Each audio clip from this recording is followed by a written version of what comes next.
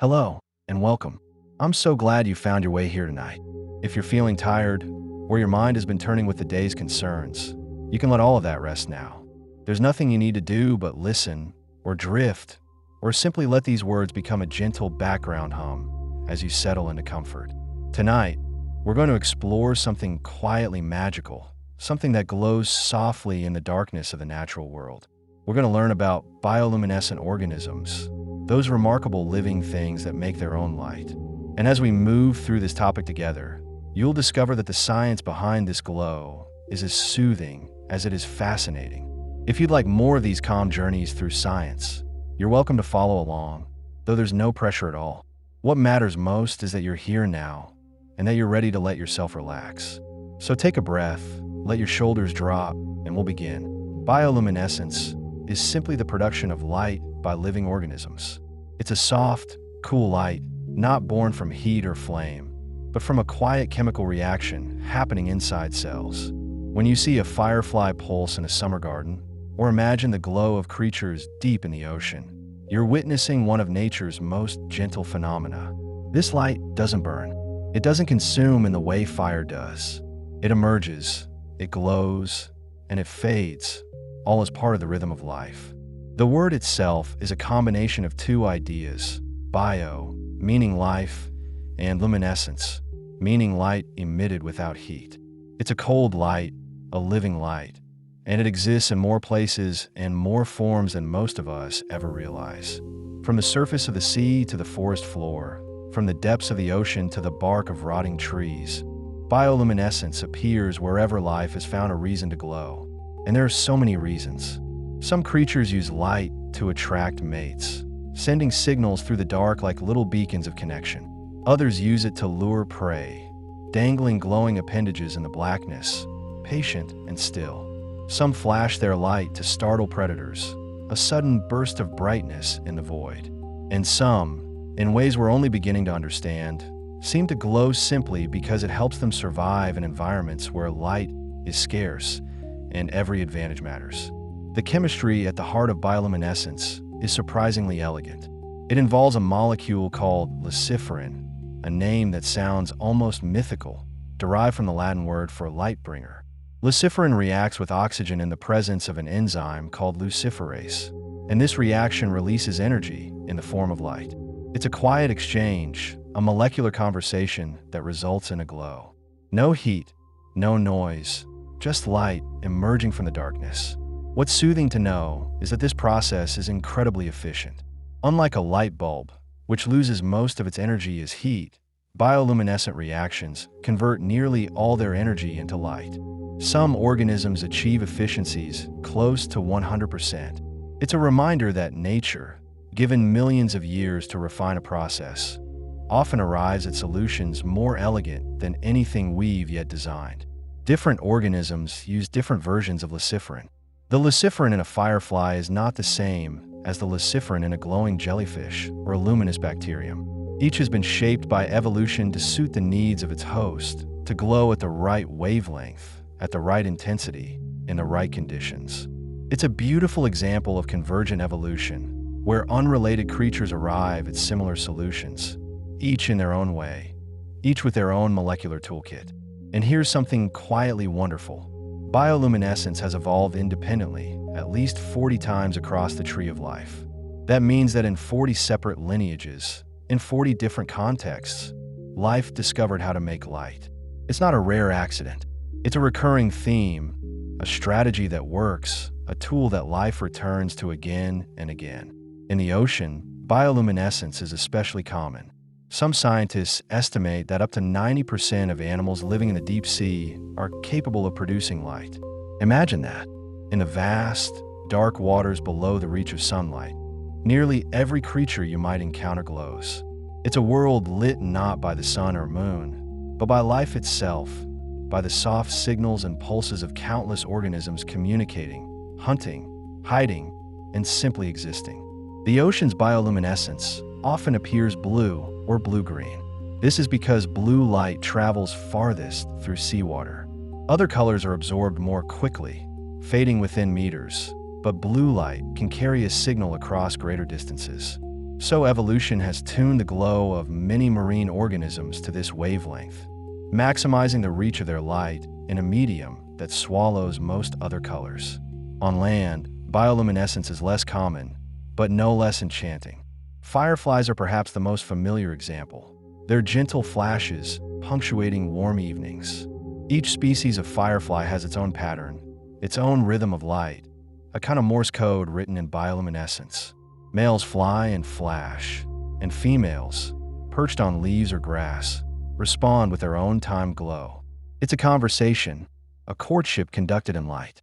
There are also glowing fungi, quiet residents of forests around the world. These mushrooms and mycelia emit a faint greenish light, often called foxfire, a glow so soft you might only notice it on the darkest nights. The purpose of this glow isn't entirely understood, but one theory suggests it attracts insects, which then help disperse the fungal spores. Even in the stillness of a forest floor, light serves a purpose, connecting one form of life to another. Then there are the glowworms, which aren't worms at all, but the larvae of certain beetles or flies. In caves in New Zealand, for instance, glowworm larvae hang sticky threads from the ceiling and glow softly to attract flying insects. The insects, drawn to the light, become entangled and are consumed. It's a patient, quiet form of predation, a trap made of light and silk, set in the cool darkness of limestone caverns. Bioluminescent bacteria are among the smallest and most widespread light producers. They live freely in the ocean, and they also form symbiotic relationships with larger animals. Some fish and squid harbor these bacteria in specialized light organs, providing them with nutrients and a safe place to live in exchange for their glow. It's a partnership, a collaboration between vastly different forms of life, each benefiting from the other's presence. The Hawaiian bobtail squid is a beautiful example of this partnership. By day, it buries itself in the sand. By night, it emerges to hunt, and as it swims in the moonlit shallows, it uses the light from bacteria in its light organ to match the brightness of the moon filtering down through the water. This is called counterlumination. Predators looking up from below see not the silhouette of a squid, but a glow that blends with the ambient light. The squid becomes invisible, cloaked in borrowed luminescence. What's even more remarkable is that the squid controls this light. It can adjust the intensity, dimming or brightening the glow to match changing light conditions. And each morning, it expels most of the bacteria, only to allow the remaining population to grow back during the day. It's a daily cycle, a rhythm of light and symbiosis, repeated throughout the squid's life. Dinoflagellates are tiny, single-celled organisms that drift in the ocean, and many of them are bioluminescent. When disturbed by a wave, a paddle, or the movement of a swimmer, they flash briefly. This creates the phenomenon known as milky seas or bioluminescent bays, where the water seems to glow with every motion. It's a defense mechanism. The flash is thought to startle small predators or attract larger ones, turning the tables on whatever disturbed the dinoflagellate in the first place. Standing at the edge of a bioluminescent bay on a dark night, you can run your hand through the water and watch trails of light follow your fingers. It's a gentle, almost dreamlike experience, a direct interaction with living light. The glow is soft, fleeting, and entirely natural. There's no electricity, no machinery, just millions of tiny organisms responding to your presence. Some jellyfish are among the most iconic bioluminescent creatures. The crystal jelly, for instance, produces a blue-green glow, but it also contains a protein called green fluorescent protein, or GFP, which absorbs the blue light and re-emits it as green. This protein has become one of the most important tools in modern biology. Scientists use GFP to tag and track cells, to watch processes unfold in real time inside living organisms. A molecule born in the quiet glow of a jellyfish has illuminated countless discoveries. The discovery and application of GFP earned a Nobel Prize in Chemistry in 2008. It's a reminder that studying nature for its own sake, out of curiosity and wonder, can lead to breakthroughs we never anticipated. The jellyfish didn't evolve this protein for our benefit, but we've learned to borrow it, to see the invisible, to understand life at a deeper level. Bioluminescence can also serve as a form of communication. Lanternfish, small residents of the deep sea, have light organs called photophores arranged in patterns along their bodies. Each species has a unique pattern, a signature written in light. In the darkness of the deep ocean, where visibility is measured in inches, these patterns help individuals recognize their own kind, facilitating schooling and mating. Some squid use bioluminescence not just for camouflage, but for complex displays. They can flash patterns across their bodies, rapid sequences of light and dark, perhaps to communicate with one another or to confuse predators. The exact meanings of these displays are still being studied, but it's clear that in the deep sea, light is a language, and those who speak it fluently have an advantage. The anglerfish is perhaps one of the most famous bioluminescent creatures, though its light comes with a twist. The glowing lure that dangles in front of its mouth is not produced by the fish itself, but by bioluminescent bacteria living inside the lure. The anglerfish provides a home and nourishment, and in return, the bacteria provide a beacon that attracts prey. It's another symbiosis, another partnership in the dark. Female anglerfish carry the lure. Males are much smaller and, in many species, become parasitic, attaching to the female and fusing with her body. They lose most of their organs and become little more than a source of sperm. It's a strange and extreme form of reproduction, shaped by the challenges of finding a mate in the vast, dark ocean. Bioluminescence, in this case, is part of a larger story of survival and adaptation. Cookie-cutter sharks are small, deep-sea sharks that use bioluminescence in a clever way. Their undersides glow, providing counterillumination, but a small patch near their throat remains dark. To a predator looking up, this dark patch might resemble the silhouette of a small fish. When a larger predator approaches to investigate, the cookie-cutter shark lunges and takes a circular bite out of its flesh.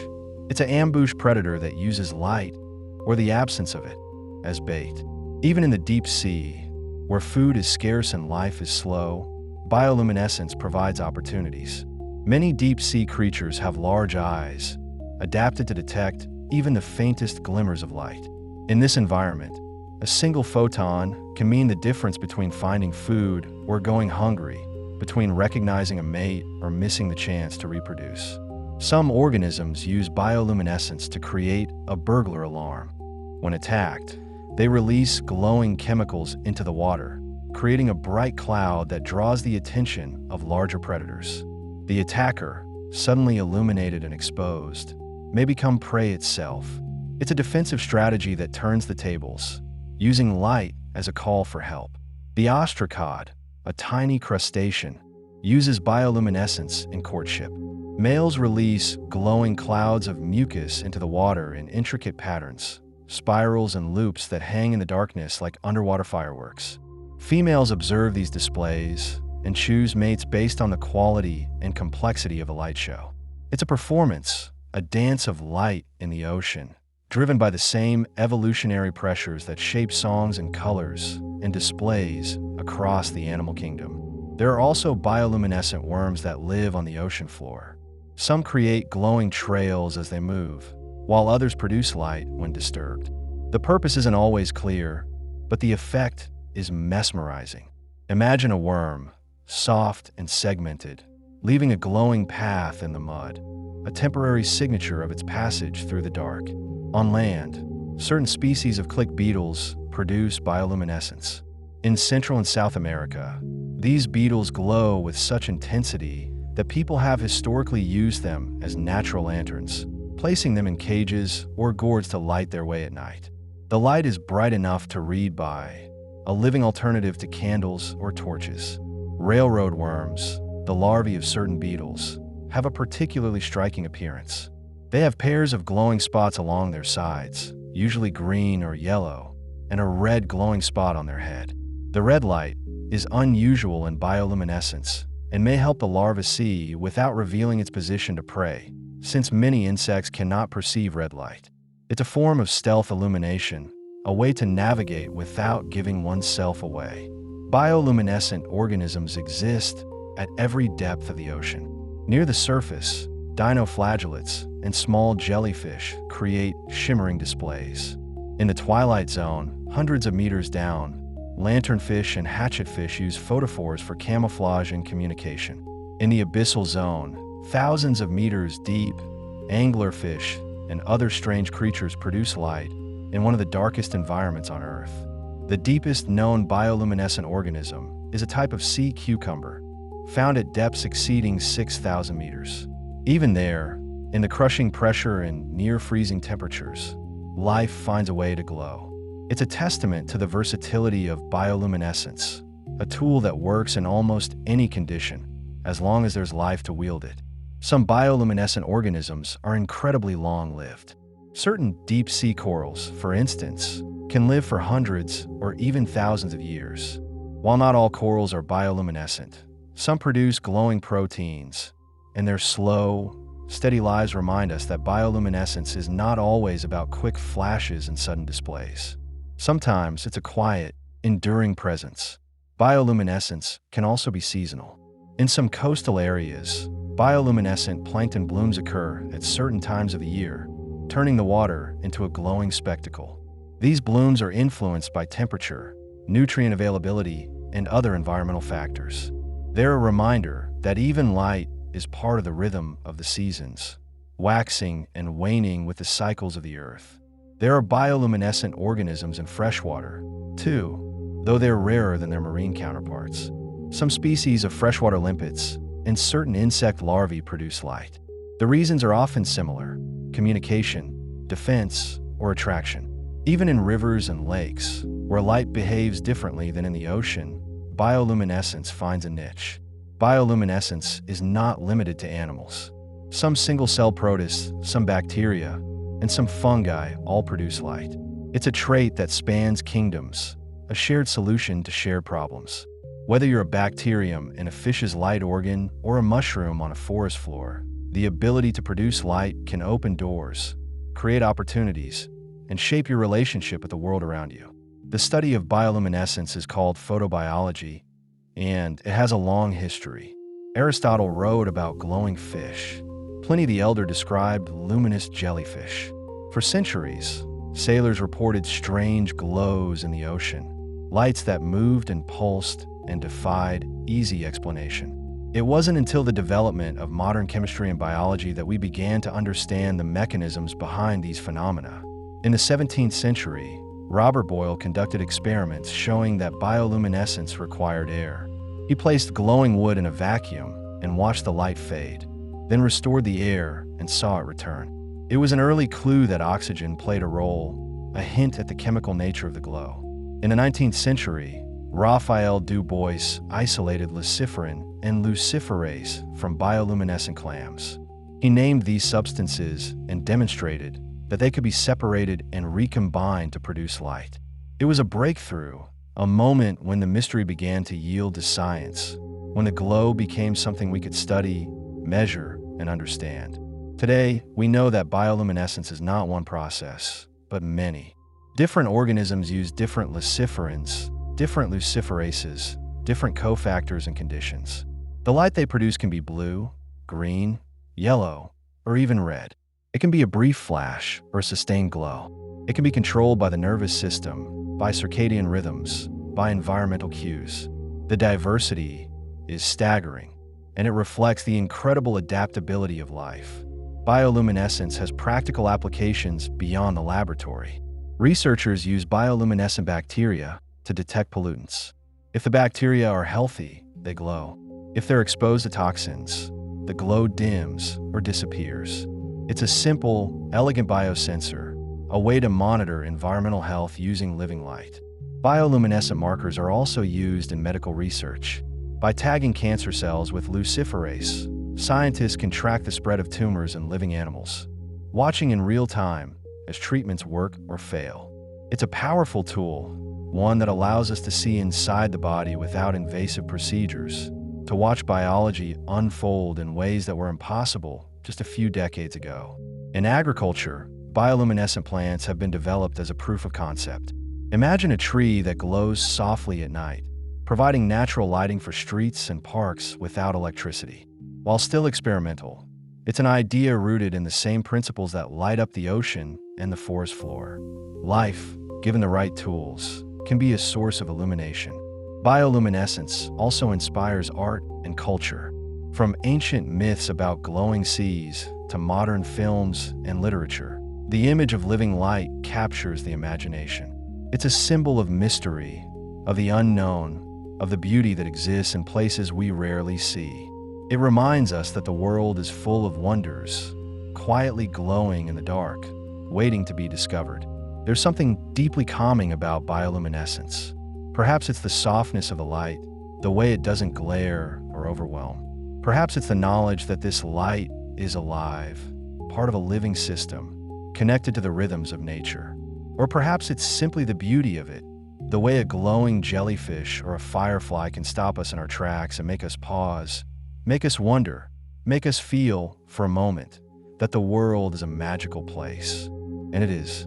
The fact that life can produce light, that a chemical reaction inside a cell can create a glow visible to the naked eye, is nothing short of extraordinary.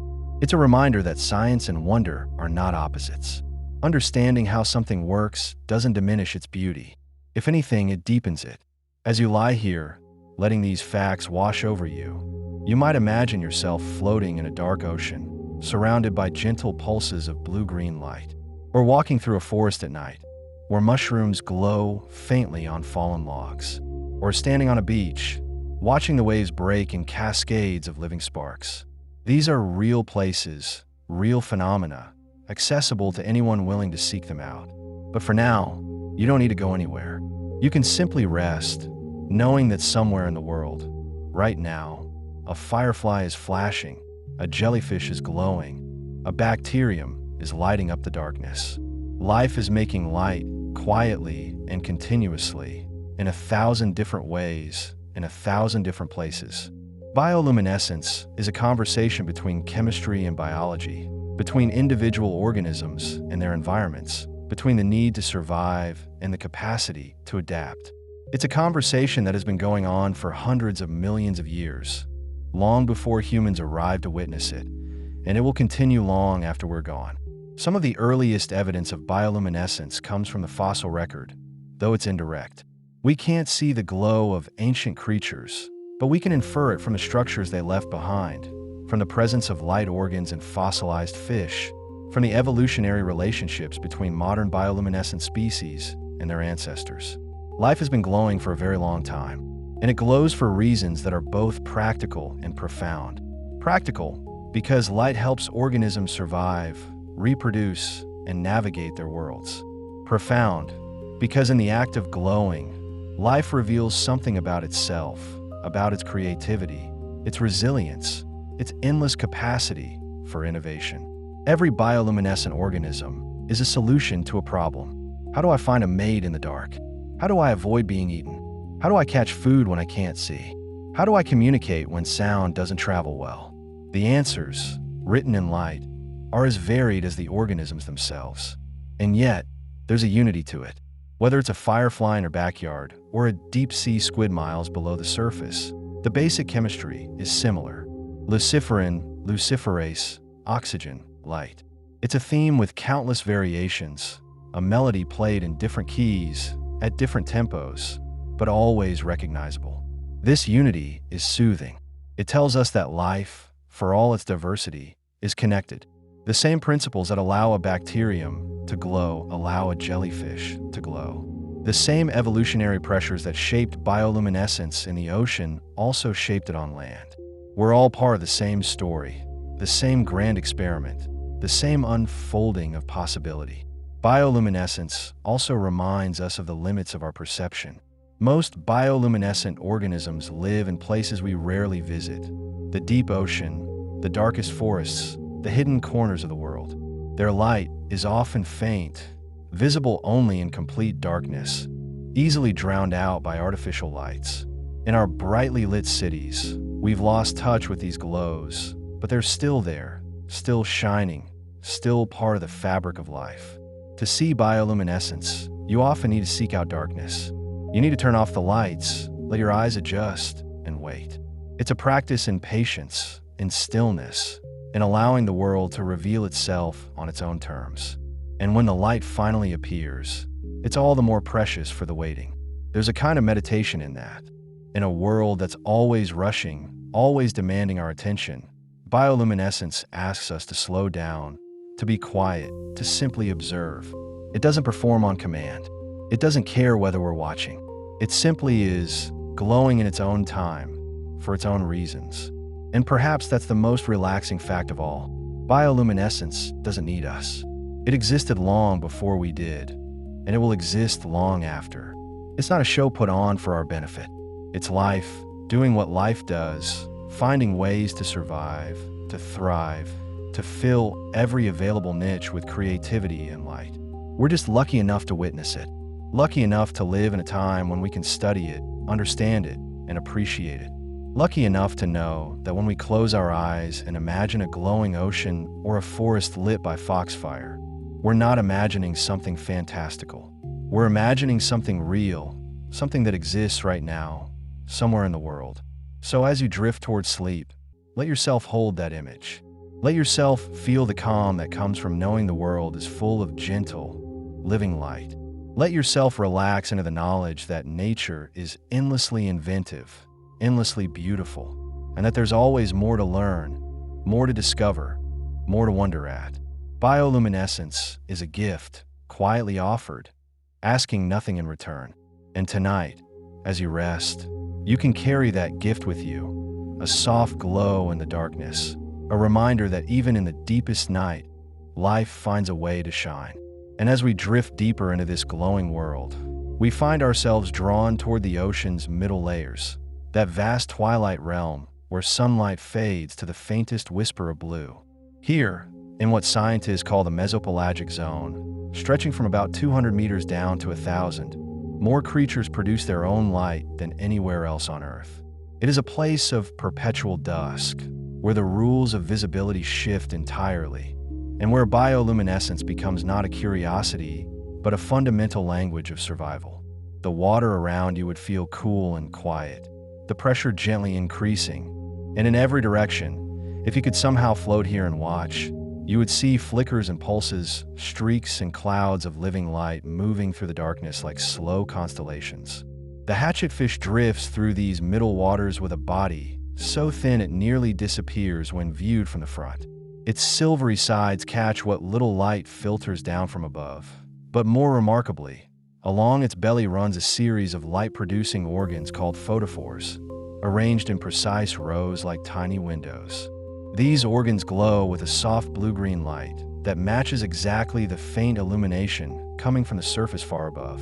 This is called counterillumination, and it serves a beautifully simple purpose. When a predator looks up from below, searching for the silhouette of prey against the dim surface light, the hatchetfish's belly glow erases its shadow entirely.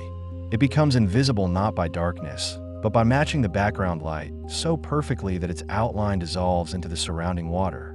What makes this even more soothing to consider is the precision involved. The hatchetfish can adjust the intensity of its belly lights in real time, responding to changes in the ambient light above.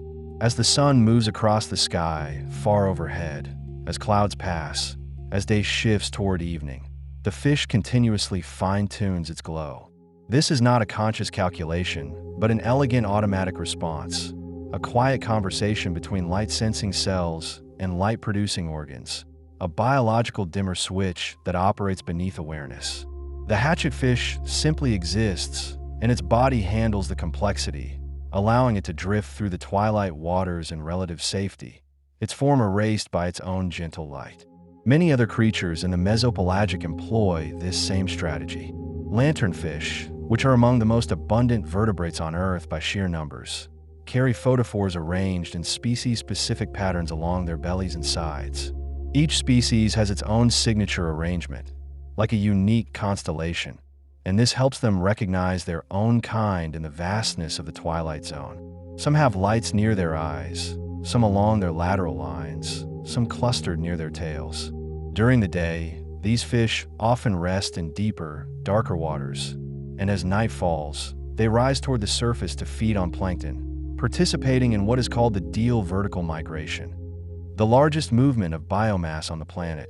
happening every single day and night in oceans around the world. This migration is worth pausing over because it connects to bioluminescence in such a calming, rhythmic way. As darkness settles over the ocean's surface, countless billions of small creatures begin to rise from the depths. Zooplankton, lanternfish, squid, jellyfish, and many others. They come up to feed in the more productive surface waters under the cover of night, when visual predators cannot see them as easily. Then, before dawn, they descend again into the safety of deeper, dimmer waters. This daily journey can span hundreds of meters, and it happens with a regularity as dependable as the tides. The bioluminescence of these migrating creatures means that if you could watch from a submersible, you would see waves of light rising and falling through the water column, a slow breathing of luminescence that follows the rhythm of the sun and moon. The cookie-cutter shark, a small and rather peculiar creature, uses bioluminescence in a way that feels almost like a gentle trick. Its entire underside glows softly, except for a dark collar around its throat.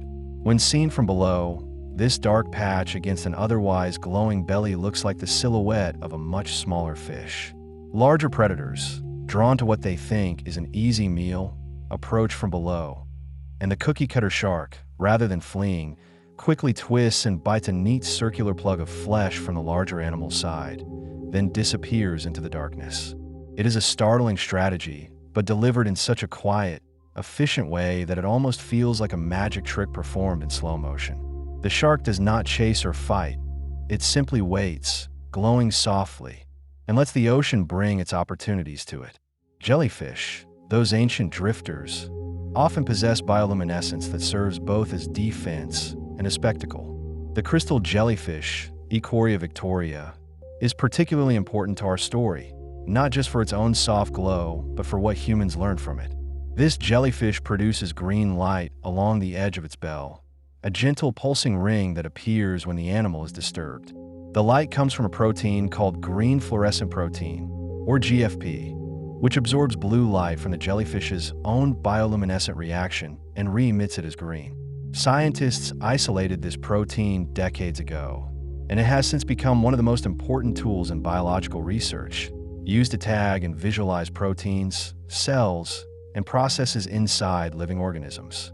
The calm glow of a jellyfish drifting in the Pacific Ocean led to a revolution in how we see the microscopic world, a reminder that patient observation of nature's quiet lights can illuminate far more than we first imagined. Other jellyfish create light in different ways.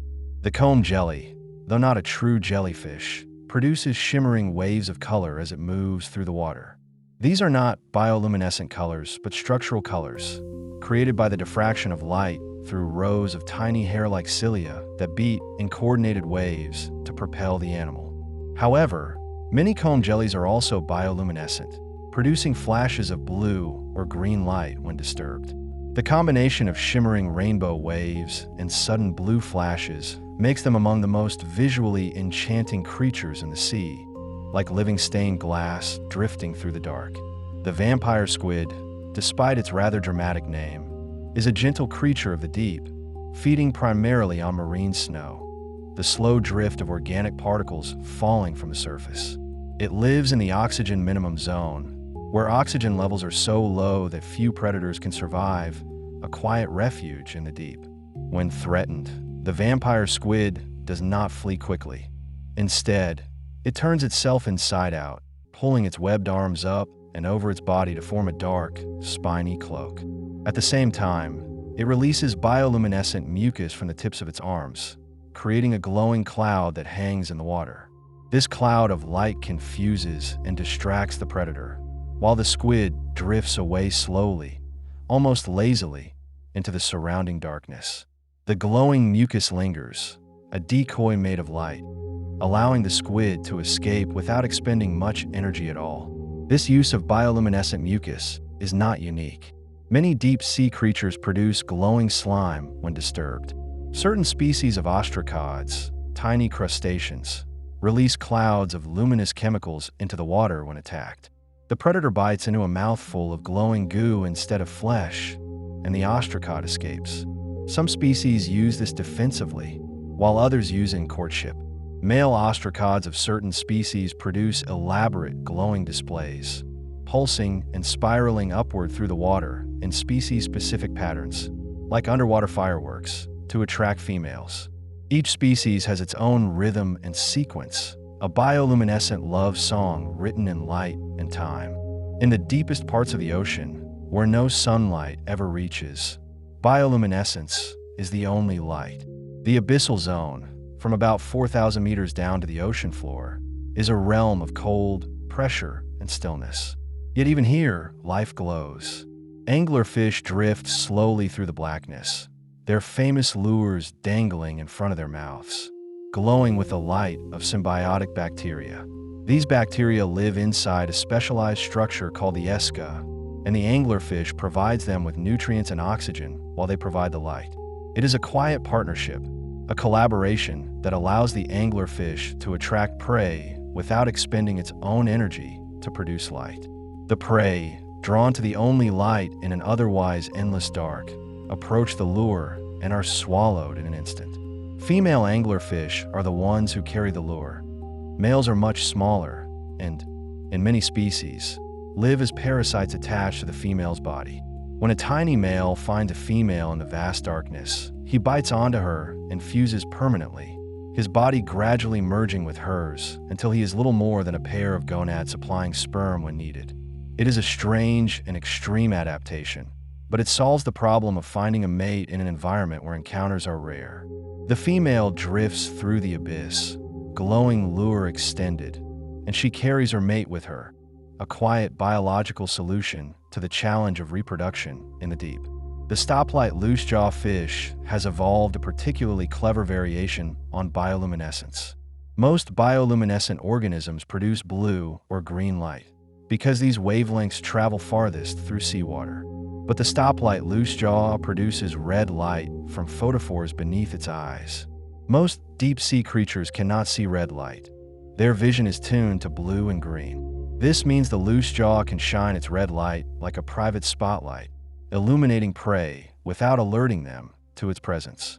It is the deep-sea equivalent of night vision goggles, a secret channel of light invisible to almost everything else around it. The loosejaw drifts through the darkness, bathing its surroundings in a red glow that only it can see, hunting in a private spectrum of light. Squid in the deep ocean often have complex arrangements of photophores, some on their bodies, some on their arms, some even inside their mantles. Certain species can produce light shows of remarkable intricacy, flashing different organs in sequence, creating waves of light that ripple across their skin. These displays may serve to confuse predators, to communicate with other squid, or to startle prey. The exact purpose is often unclear, but the effect is mesmerizing. A living light show in the deepest parts of the sea, witnessed by almost no one, performed for reasons known only to the squid themselves. There is something deeply calming about the idea that these displays happen whether or not anyone is there to see them. The squid flashes its lights in the abyssal darkness. The jellyfish glows as it drifts. The bacteria shine within the anglerfish's lure, all without audience, without applause, simply because that is what they do. Bioluminescence in the deep sea is not a performance, but a fact of existence, a quiet function woven into the fabric of life itself. On land, bioluminescence is far less common, but where it occurs, it carries its own particular magic. Fireflies are perhaps the most familiar bioluminescent organisms to those who live in temperate regions. On warm summer evenings, they rise from grasses and hedgerows, blinking in slow, gentle rhythms. Each species has its own flash pattern. Some blink once every few seconds, some produce rapid stutters of light, some glow steadily for a moment before fading. These patterns are courtship signals. Males fly through the air, flashing their species-specific code, and females perched on vegetation watch and respond with their own flashes if they are interested.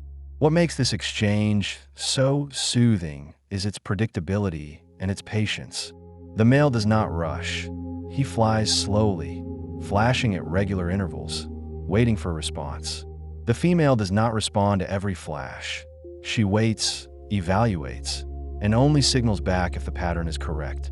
When she does, The male changes course and flies toward her, flashing again, and she responds again, and this slow conversation of light guides him to her. It is a dialogue conducted without sound, without haste, just two small creatures negotiating the beginning of new life through pulses of yellow-green light in the gathering dusk. The biochemistry of firefly light is essentially the same as in marine organisms, luciferin and luciferase, but the specific molecules are slightly different, evolved independently. This is a beautiful example of convergent evolution, life arriving at the same solution, bioluminescence, through entirely separate pathways. Fireflies and jellyfish share no recent common ancestor that glowed, yet both produce light using similar chemical principles. It is as if the universe has a fondness for this particular trick, and life, in its patient exploration of possibilities, discovers it again and again. Some firefly species have evolved deceptive strategies. Females of the genus Photuries can mimic the flash patterns of other firefly species. When a male of the mimicked species approaches, expecting a mate, the Photuries female captures and eats him. This behavior, called aggressive mimicry, might sound dark, but it unfolds with the same slow, blinking patience as honest courtship.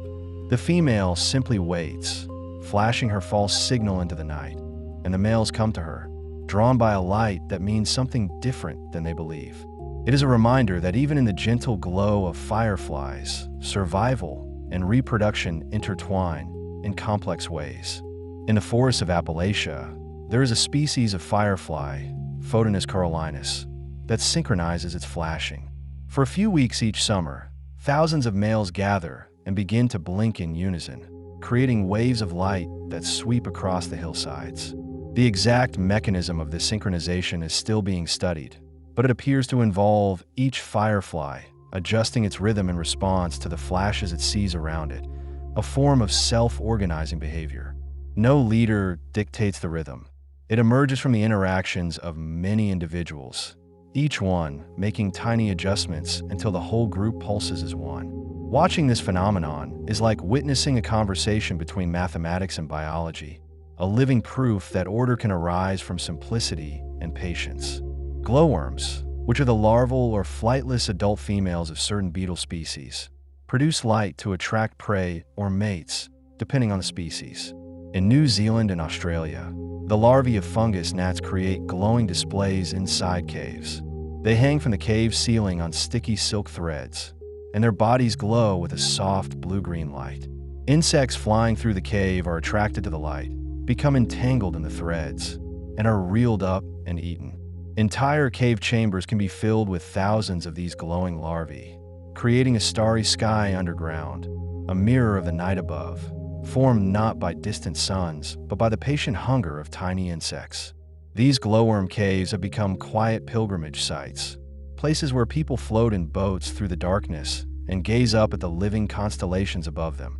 The experience is often described as deeply peaceful, a moment of stillness and wonder. The glowworms do not glow for us, of course. They glow to hunt, but the effect is the same. We are soothed by their light, calmed by the gentle blue glow, reminded that beauty and function are not separate things, but two ways of seeing the same reality. Fungi, too, can glow.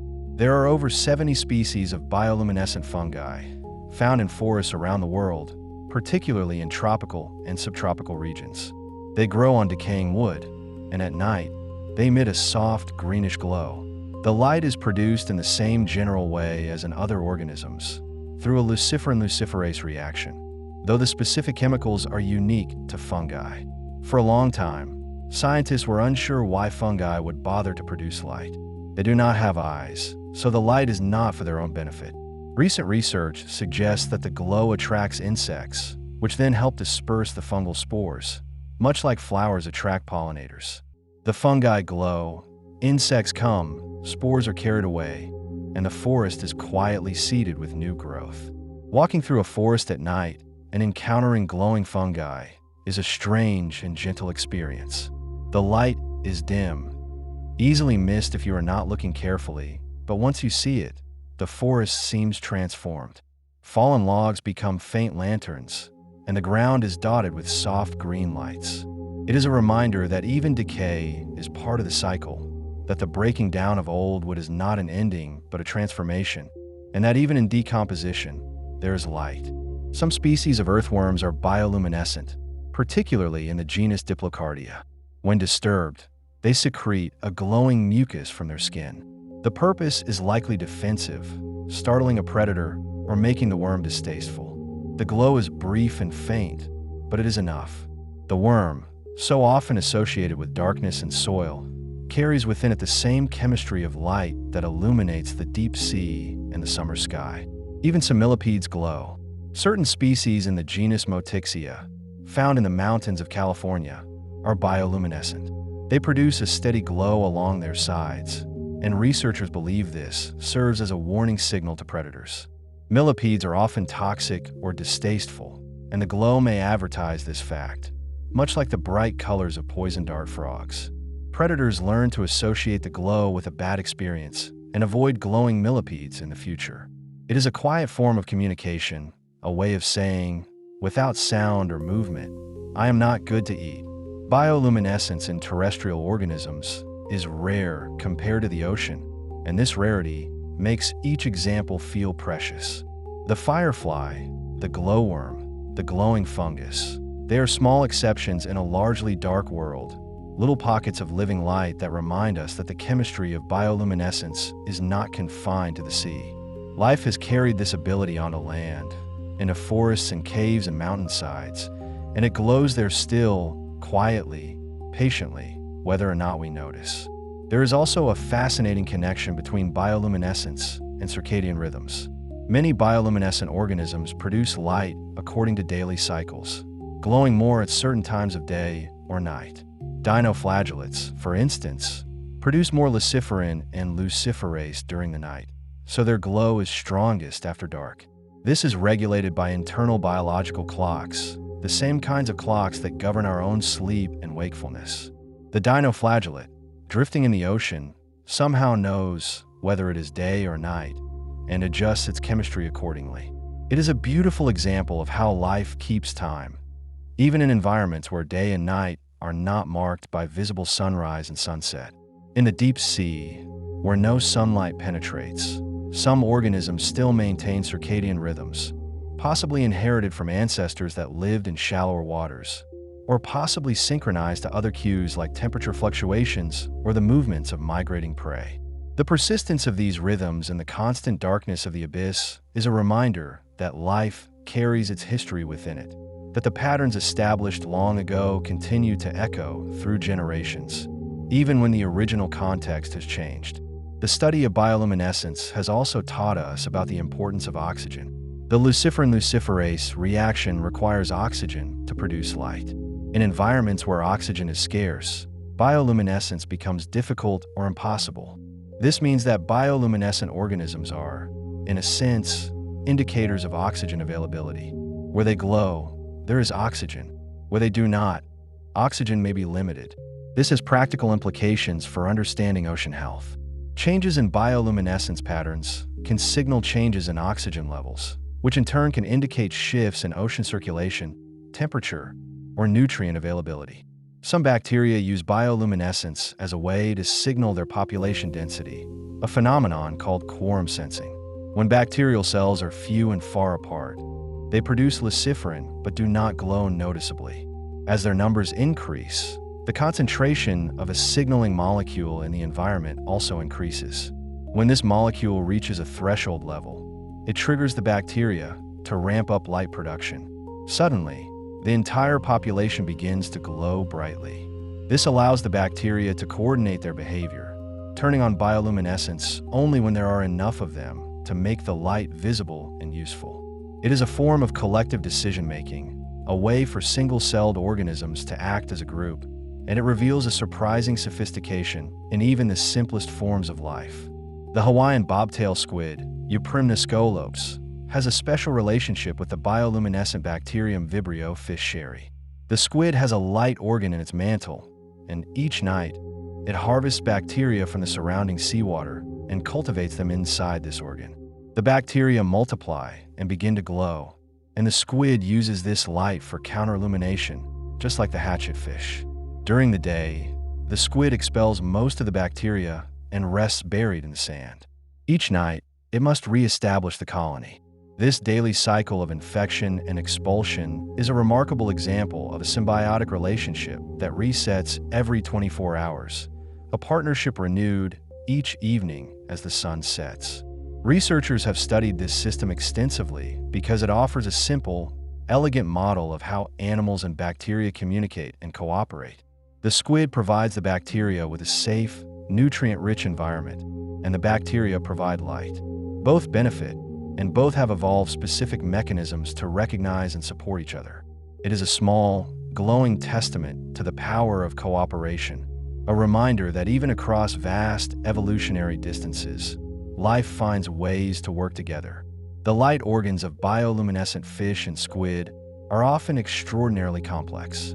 They may include lenses to focus the light, reflectors to direct it, filters to change its color, and shutters to control when it is visible. Some light organs have structures that look remarkably like eyes, with a lens, a chamber filled with light-producing cells, and a reflective layer behind them. This convergence of form, eyes to see light, light organs to produce it, suggests that the physics of light imposes certain solutions, and evolution, working independently in different lineages, arrives at similar designs. The fact that these structures evolved without any blueprint, without any plan, simply through the slow accumulation of small changes over millions of years, is both humbling and comforting. It means that complexity does not require a designer. It requires only time, variation, and selection. The beautiful intricacy of a squid's light organ is the result of countless generations of trial and error, each small improvement preserved because it helped the organism survive and reproduce. It is a patient process, unfolding over deep time, and the result is something that looks designed but is actually grown, shaped by the pressures and possibilities of life itself. There are also bioluminescent organisms that live in symbiosis with other bioluminescent organisms. Certain species of flashlight fish have light organs beneath their eyes that are filled with bioluminescent bacteria. The fish can rotate these organs to cover and uncover the light, effectively turning it on and off. They use this ability to communicate with each other, to confuse predators, and to hunt. The bacteria benefit from the nutrients provided by the fish, and the fish benefit from the light. It is a nested relationship, a partnership within a partnership, and it illustrates how bioluminescence can be both an individual trait and a collaborative one. Some deep-sea shrimp carry bioluminescent bacteria on their bodies, creating a glowing cloud around themselves. This may serve to startle predators or to camouflage the shrimp's outline. Other shrimp produce their own light and spray bioluminescent chemicals from their mouths when threatened, creating a glowing smokescreen. The diversity of strategies is astonishing, each one a different answer to the same basic challenges: how to find food, how to avoid being eaten, how to find a mate in the darkness. And in all of this, there is a thread of efficiency and calm. Bioluminescent organisms do not waste energy. They produce light only when needed, and they produce it with remarkable efficiency. The chemical reactions are fast and clean, the light is directed where it is most useful, and the systems are regulated with precision. There is no excess, no showiness for its own sake, only function, elegantly expressed. This is part of what makes bioluminescence so soothing to contemplate. It is light without heat, communication without sound, beauty without waste. It is life doing what it does best, solving problems with creativity and grace, and doing so quietly, in the dark, where no one may ever see. The bioluminescent world extends into dimensions we have only begun to map with patience and care. In the cold waters of the Arctic and Antarctic, where ice drifts and darkness reigns for months at a time, certain organisms have adapted their light production to the extreme. Krill that gather beneath the polar ice shelves carry photophores along their bodies, tiny lanterns that glow in the frigid water. These small crustaceans, no longer than your thumb, create clouds of living light as they swarm in massive aggregations. Their combined glow visible from beneath the ice as a soft, shifting aurora. The light they produce serves multiple purposes in this harsh environment.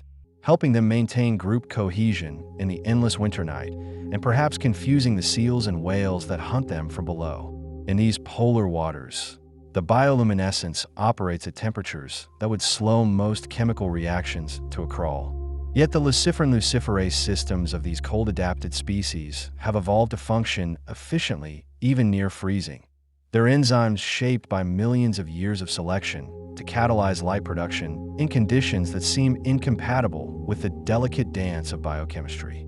The glow persists, steady and calm, a testament to life's ability to adjust, to find solutions, to persist in places that seem impossibly remote.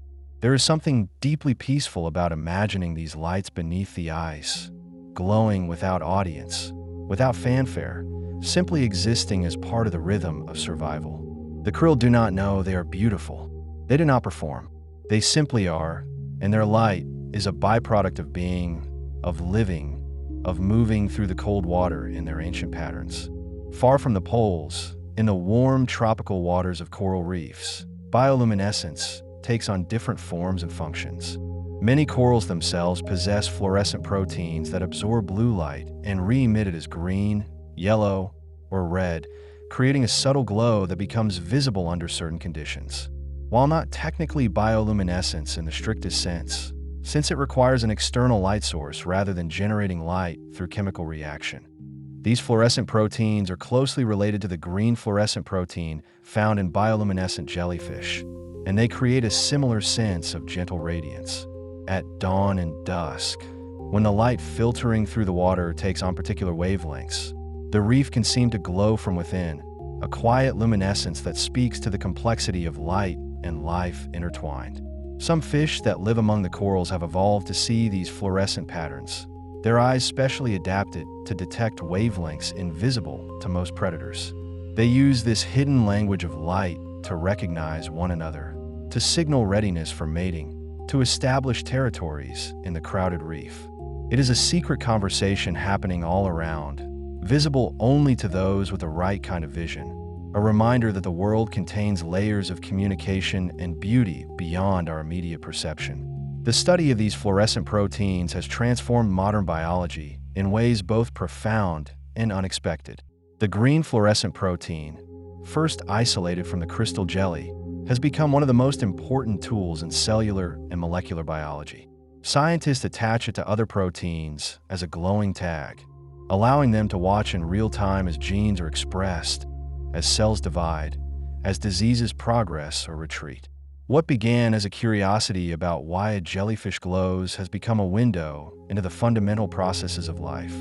3 researchers were awarded the Nobel Prize in Chemistry in 2008 for their work developing and refining this tool, a recognition that sometimes the most practical discoveries emerge from the most seemingly impractical questions. And so, a jellyfish drifting in the cold waters of the Pacific Northwest has contributed to our understanding of cancer, of neural development, of how embryos form and how wounds heal. The connection is not obvious, but it is real, a thread linking the deep ocean to the laboratory, the ancient to the cutting edge, the simple glow of a drifting creature to some of humanity's most sophisticated investigations. Bioluminescence appears not only in the ocean and on land, but also in the strange boundary zones between environments. In mangrove forests, where saltwater and freshwater mix, where roots twist above the waterline and fish swim among the trees, certain species of bacteria colonize the surfaces of leaves and bark, creating a faint glow visible on moonless nights.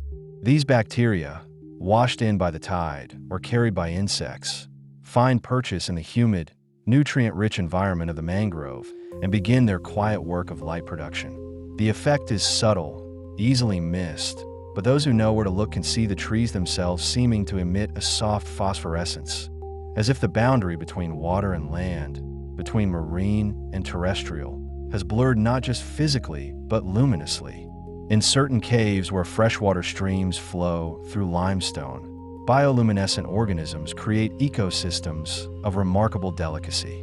The glowworms we have already visited are one example, but in some caves, bioluminescent bacteria form mats on the walls and ceilings, their collective glow providing just enough light for other organisms to navigate. Small crustaceans and insects have adapted to this permanent twilight, their lives oriented around the faint glow of bacterial colonies that have persisted for generations. The caves become galleries of living light, each chamber with its own character, its own density of glow, its own community of organisms adapted to this specific quality of darkness not quite darkness.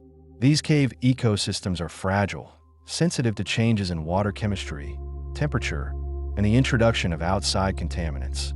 The bacteria require precise conditions to thrive, and when those conditions are disrupted, the light fades, and with it, the complex web of life that depends on it. Conservation efforts in some regions now include protecting these bioluminescent cave systems, recognizing them as unique habitats worthy of preservation. The work is quiet, unglamorous, but essential, a recognition that even the smallest lights deserve protection, that even the most hidden ecosystems have value beyond what we can immediately measure or monetize. In the open ocean, far from any coast, bioluminescence plays a role in one of the planet's largest daily migrations. Each evening, as the sun sets and darkness spreads across the water, billions upon billions of small organisms rise from the depths toward the surface. This vertical migration, known as vertical migration, is driven largely by zooplankton, small fish, and squid that spend their days in the relative safety of deeper, darker waters and their nights feeding in the more productive surface layers. Many of these migrants are bioluminescent, and their collective movement creates a shifting layer of light that rises and falls with the rhythm of day and night. This migration is so massive that it was initially detected by sonar operators during World War II, who thought they had discovered a fall seafloor, a solid layer that seemed to rise and fall mysteriously. It took years to understand that what they were detecting was not rock or sediment, but life itself, a living layer of organisms so dense that it reflected sound waves. The bioluminescence associated with this migration is rarely visible from the surface, but if you were to descend into the water column at dusk, you would see a galaxy of lights rising around you, each small creature contributing its glow to the collective ascent. The migration serves multiple purposes. By feeding at night, these organisms reduce their exposure to visual predators that hunt during the day. By retreating to depth during daylight hours, they also help transport nutrients and carbon from the surface to the deep ocean, playing a crucial role in the biological pump that regulates the planet's climate. The bioluminescence, in this context, is both a tool for individual survival and a marker of a process that affects the entire Earth system. The small lights rising and falling each day are part of a cycle that has persisted for millions of years, a rhythm as fundamental as the tides, as constant as the turning of the planet. There is comfort in rhythms, in patterns that repeat, in knowing that beneath the ocean's surface, life continues its ancient routines regardless of what happens above. The migration will occur tonight, and tomorrow night, and the night after that, a quiet constancy in a world that often feels chaotic and uncertain. Some of the most unusual bioluminescent organisms live not in water or on land, but in the bodies of other creatures. Certain nematodes, tiny roundworms, have formed partnerships with bioluminescent bacteria that help them hunt. The nematode enters the body of an insect larva through natural openings, then releases the bacteria it carries in its gut. The bacteria multiply rapidly, producing both toxins that kill the host and light that glows from within the dying insect's body. The light serves as a beacon, attracting other nematodes to the site, allowing them to reproduce before the food source is exhausted. It is a strategy both efficient and eerie, turning the insect's body into a glowing lure for the nematode's own kind. This relationship is highly specific. Each species of nematode carries its own species of bacteria, and the two have co-evolved over millions of years to coordinate their attack. The bacteria cannot survive long outside the nematode, and the nematode cannot successfully hunt without the bacteria's toxins and light. It is a partnership of absolute interdependence, a reminder that even predation, even death, can involve cooperation at a fundamental level. The glow from these infected insects is sometimes visible in soil and leaf litter, a faint luminescence rising from the ground on warm, humid nights. Gardeners occasionally notice it, a strange light among the plants, easily mistaken for reflection or imagination. But it is real, a sign of the hidden dramas unfolding constantly beneath our feet, the small wars and alliances that shape the soil ecosystem. In the deep sea, certain species of octopus have evolved bioluminescent displays that rank among the most sophisticated in the animal kingdom. These octopuses possess photophores arranged in complex patterns across their bodies, and they can control each light independently, creating moving patterns of illumination that ripple across their skin. Some species use these displays for communication, signaling to potential mates or rivals with sequences of flashes that convey information we are only beginning to decode. Others use the light defensively, creating sudden bursts of illumination that startle predators or illuminate the predator itself, making it visible to its own enemies. The deep-sea octopus must manage its bioluminescence carefully. Light production costs energy, and food is scarce in the abyss. Each flash must serve a purpose, must contribute to survival in some measurable way. The octopus does not waste light on display for its own sake. Every glow is calculated, every pattern functional. There is an elegance in this efficiency, a beauty in the economy of survival. Some of these octopuses can also produce bioluminescent ink, a cloud of glowing particles that they release when threatened. The ink hangs in the water, a glowing decoy that resembles the octopus's own light signature, confusing predators while the octopus itself flees into the darkness. It is a trick of light and shadow, of presence and absence, a sleight of hand performed in slow motion in the cold, still water of the deep. On land, in the forests of Japan, a particular species of firefly has become culturally significant, its appearance celebrated with festivals and poems. These fireflies, Luciola cruciata, emerge in early summer, their synchronized flashing creating rivers of light along streams and rice paddies. The Japanese have observed and appreciated these displays for centuries, seeing in them a connection to ancestors, to the ephemeral nature of life, to beauty that exists for only a moment before fading. The fireflies glow for only a few weeks each year, and their light has become a symbol of transience, of the importance of appreciating what is present before it passes. The festivals held in honor of these fireflies are quiet affairs, with people gathering at dusk to watch in silence as the lights begin to appear. There is a reverence in the observation, a recognition that the fireflies are not performing for human benefit, but simply living their lives, and that we are privileged to witness. The light is soft, never harsh, and it invites contemplation rather than excitement. It is a cultural practice built around patience, around sitting still in the growing darkness and waiting for the world to reveal itself. This relationship between humans and bioluminescent organisms, one of appreciation without interference, offers a model for how we might engage with the natural world more broadly. The fireflies are not captured, not commodified, simply observed and honored. Their light is allowed to be what it is, serving its purpose in the firefly's life cycle while also enriching human experience. It is a relationship of respect, of distance maintained, of beauty acknowledged without possession.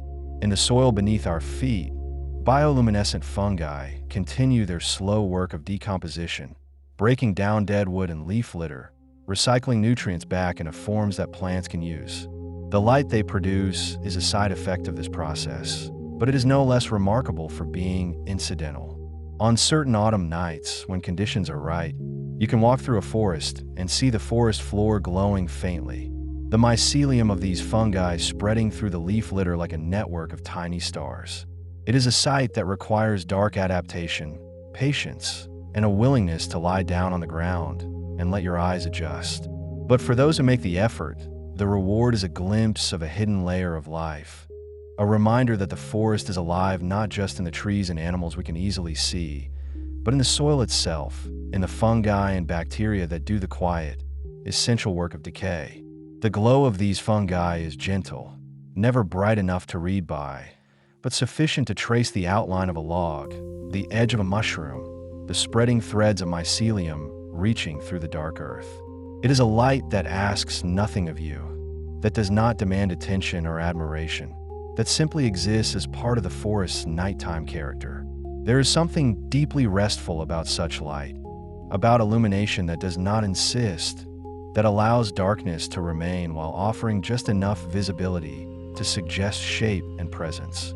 Scientists studying these fungi have found that the light production is controlled by the circadian rhythm of the fungus, peaking during the night when insects are most active. This suggests that even in organisms without eyes, without nervous systems, without anything we would recognize as awareness, there's a kind of timekeeping, a responsiveness to the cycle of day and night that shapes behavior at the most fundamental level. The fungus knows when it is night, not through sight, but through molecular mechanisms that track the passage of time, and it adjusts its light production accordingly. This is not consciousness, but it is not mere mechanism either. It is something in between, a responsiveness that hints at layers of complexity we are still working to understand. In the oceans, certain species of jellyfish create bioluminescent displays that are among the most mesmerizing in nature. The crystal jelly, which we have already met, is one example, but there are many others. The comb jelly, or ctenophore, is not a true jellyfish, but a separate lineage of gelatinous animals, and many species produce bioluminescence along the rows of cilia that propel them through the water. These cilia beat in coordinated waves, and when the animal is disturbed, it produces flashes of blue-green light that travel along the comb rows, creating the illusion of glowing waves rippling across its body. The effect is hypnotic, a living light show that unfolds in slow motion in the dark water. Comb jellies are ancient creatures, their lineage stretching back more than 500 million years. They have survived multiple mass extinctions, adapted to changing ocean conditions, and diversified into hundreds of species, many of them bioluminescent. Their success suggests that bioluminescence is not just a curious trait, but a genuinely advantageous one, something that contributes meaningfully to survival across geological time. When you watch a comb jelly pulse through the water, its light flickering with each beat of its cilia, you are watching a form of life that has remained fundamentally unchanged for longer than most lineages have existed. There is a kind of peace in that continuity, in knowing that some things persist, that some solutions to the challenges of existence are so effective that they need no improvement, only repetition, generation after generation, across spans of time that dwarf human history. In the deep ocean, at hydrothermal vents where superheated water rich in minerals erupts from the seafloor, bioluminescent organisms have colonized an environment that seems utterly inhospitable. The vents are surrounded by darkness, crushing pressure, and extreme temperatures. Yet life thrives here in forms both strange and beautiful. Certain shrimp that live near the vents possess light-producing bacteria in specialized organs near their mouths. These bacteria glow faintly, and it is thought that the shrimp use this light to navigate in the absolute darkness, to find a narrow zone around the vent where temperatures are warm enough to support the bacteria they feed on, but not so hot as to be lethal. The vents themselves do not produce light. They glow only with the faint infrared radiation of heat, invisible to most eyes, but the communities of life that cluster around them bring their own illumination. The shrimp, the fish, the occasional squid that ventures close, all carry their lights with them, creating small halos of visibility in the vast darkness. It is a reminder that life does not wait for favorable conditions, but creates its own, generating light where there should be none, finding ways to see in places designed for blindness. The study of bioluminescence at hydrothermal vents is still in its early stages. The environment is difficult to access, requiring specialized submersibles and equipment that can withstand the pressure and temperature extremes. But each expedition reveals new species, new adaptations, new examples of how bioluminescence can be deployed in the service of survival. The work is slow, painstaking, and requires patience, qualities that align well with the organisms themselves, which live their lives in slow motion, conserving energy, moving carefully through their extreme environment. There is something profoundly calming about the idea of light persisting in the deepest, darkest, most remote places on Earth. It suggests that no environment is truly devoid of beauty, that even in the harshest conditions, life finds ways not just to survive, but to glow, to create moments of grace and illumination that serve both practical and, to our eyes at least, aesthetic purposes. In coastal waters around the world, certain species of fish, known as flashlight fish, carry bioluminescent bacteria in large organs beneath their eyes. These organs, called photophores, can be covered and uncovered by the fish using a specialized lid, allowing the fish to control when the light is visible. Flashlight fish use this ability to communicate with one another, flashing patterns that help maintain school cohesion in the dark. They also use the light to hunt, illuminating small prey that are attracted to the glow, then snapping the light off and striking in the moment of confusion that follows. The bacteria that live in these photophores are provided with nutrients and a safe environment by the fish, and in return, they produce light continuously.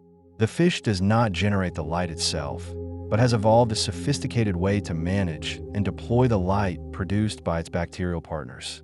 This is a different kind of symbiosis than we have discussed before. Not just cooperation, but integration. The fish's hunting strategy entirely dependent on the bacteria's metabolism.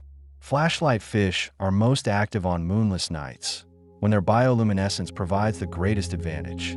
On bright nights, when moonlight penetrates the water, they remain hidden, their light offering no benefit and potentially attracting predators. This sensitivity to ambient light conditions shows a kind of environmental awareness, a responsiveness to context that allows the fish to maximize the utility of their living lanterns. Watching flashlight fish in their natural habitat is a rare privilege, as they are shy and quick to retreat into crevices when approached. But in the brief moments when they can be observed, their behavior reveals a complex dance of light and shadow, of communication and predation, all choreographed by the simple on-off switch of a bacterial lamp beneath the eye. In the open ocean, certain species of squid produce bioluminescent ink, a variation on the more common black or brown ink used by their shallow water relatives. When threatened, these squid release a cloud of glowing particles that hangs in the water, creating a glowing decoy. The predator, whether a fish or a marine mammal, is drawn to the bright target while the squid jets away into the darkness. The ink glows for several minutes before fading, long enough to provide the squid with a significant head start in its escape. The chemistry of bioluminescent ink is similar to that of other bioluminescent systems, involving luciferin and luciferase, but the ink also contains mucus and other compounds that help it maintain its structure in the water. The result is a glowing cloud that retains its shape rather than immediately dispersing, enhancing the illusion that it is the squid itself. This use of bioluminescence as a decoy represents a sophisticated defensive strategy, one that exploits the predator's reliance on vision and its instinct to pursue bright, moving targets. The squid does not fight, does not rely on armor or toxins, but simply creates an illusion and disappears. It is a strategy of misdirection, of using light not to illuminate but to deceive, to create a false presence that allows the true organism to vanish. In the rivers of South America, certain species of beetles produce bioluminescence as larvae, glowing faintly as they hunt for snails and other small prey in the muddy water. These larvae are aquatic, unlike their terrestrial adult forms, and they use their light in ways that are still not fully understood. It may help them navigate in the murky water, or it may serve to startle prey, or it may be a form of communication with other larvae. Research is ongoing, but what is clear is that bioluminescence has evolved independently in this lineage, separate from the fireflies and other bioluminescent beetles, suggesting that the advantages of producing light are significant enough to have arisen multiple times in the beetle family tree. The adult beetles, once they emerge from the water, lose their ability to produce light, their lives shifting to a different set of challenges and strategies. The glow belongs to the larval stage, to the time spent underwater, to a phase of life that is hidden from most human observation. It is a reminder that bioluminescence is often associated with specific life stages, specific environments, specific needs, and that the same organism may glow brightly at one point in its life and remain dark at another. In the cold waters of the North Atlantic, certain species of krill produce bioluminescence that is thought to play a role in predator avoidance. When a krill detects the approach of a predator, It releases a puff of bioluminescent chemicals from glands near its tail. The glowing cloud remains behind as the krill swims away, potentially startling the predator or marking it with light that makes it visible to its own predators. This strategy, known as a burglar alarm, turns the tables on the hunter, using light not to hide but to expose, to call attention to the predator rather than the prey. The effectiveness of this strategy depends on the presence of higher-level predators, animals that hunt the animals that hunt the krill. In ecosystems where such predators are common, the burglar alarm can be a highly effective defense. In ecosystems where they are rare, the strategy may offer little benefit. This context dependence highlights the complexity of bioluminescent adaptations, the ways in which their utility is tied not just to the organism's own biology, but to the structure of the entire community in which it lives. Krill are small, individually vulnerable, but collectively they represent one of the most important links in the ocean's food web. They are eaten by fish, seabirds, seals, and whales, and their abundance or scarcity can have cascading effects throughout the ecosystem. The fact that they have evolved bioluminescence, and that this bioluminescence may contribute to their survival, means that light production in these tiny crustaceans has implications far beyond the individual, affecting the populations of much larger animals that depend on krill as a food source. There is a kind of humility in recognizing how much depends on the small, the glowing, the easily overlooked. The krill does not know it is important. It simply lives, glows, evades, reproduces, and in doing so, sustains entire ecosystems. The light it produces is not for us, not for beauty, but for survival.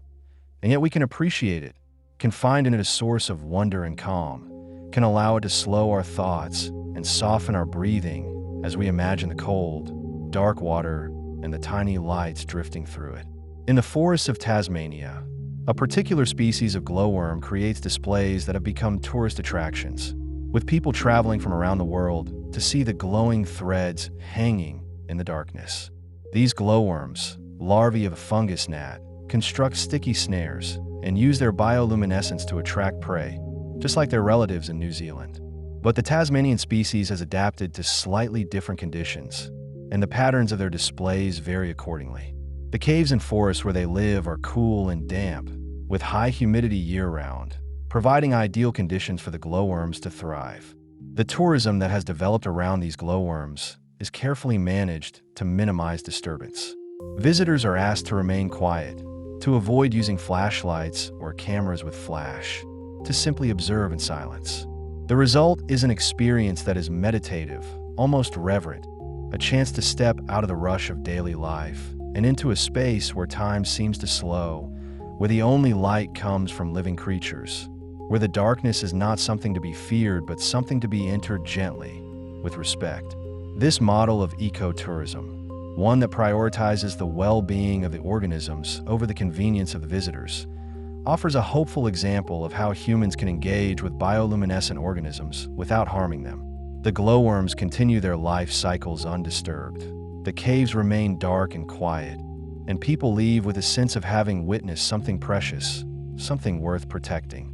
In the deep sea, certain species of sea cucumbers produce bioluminescence as a defense mechanism. When threatened, they release sticky, glowing threads from their bodies, entangling the predator in a web of light.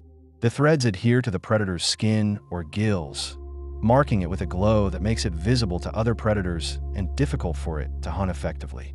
The sea cucumber, meanwhile, crawls slowly away, its body intact, its defense successful. The threads eventually detach and sink into the abyss, their glow fading as the chemical reaction runs its course.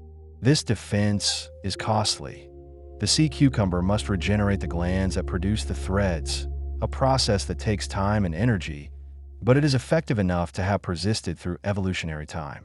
The sea cucumber does not move quickly, does not have armor or toxins, but it has light, and it uses that light in a way that turns vulnerability into strategy. Sea cucumbers are often overlooked in discussions of marine life, dismissed as simple or uninteresting, but they play crucial roles in deep-sea ecosystems, processing sediment and recycling nutrients.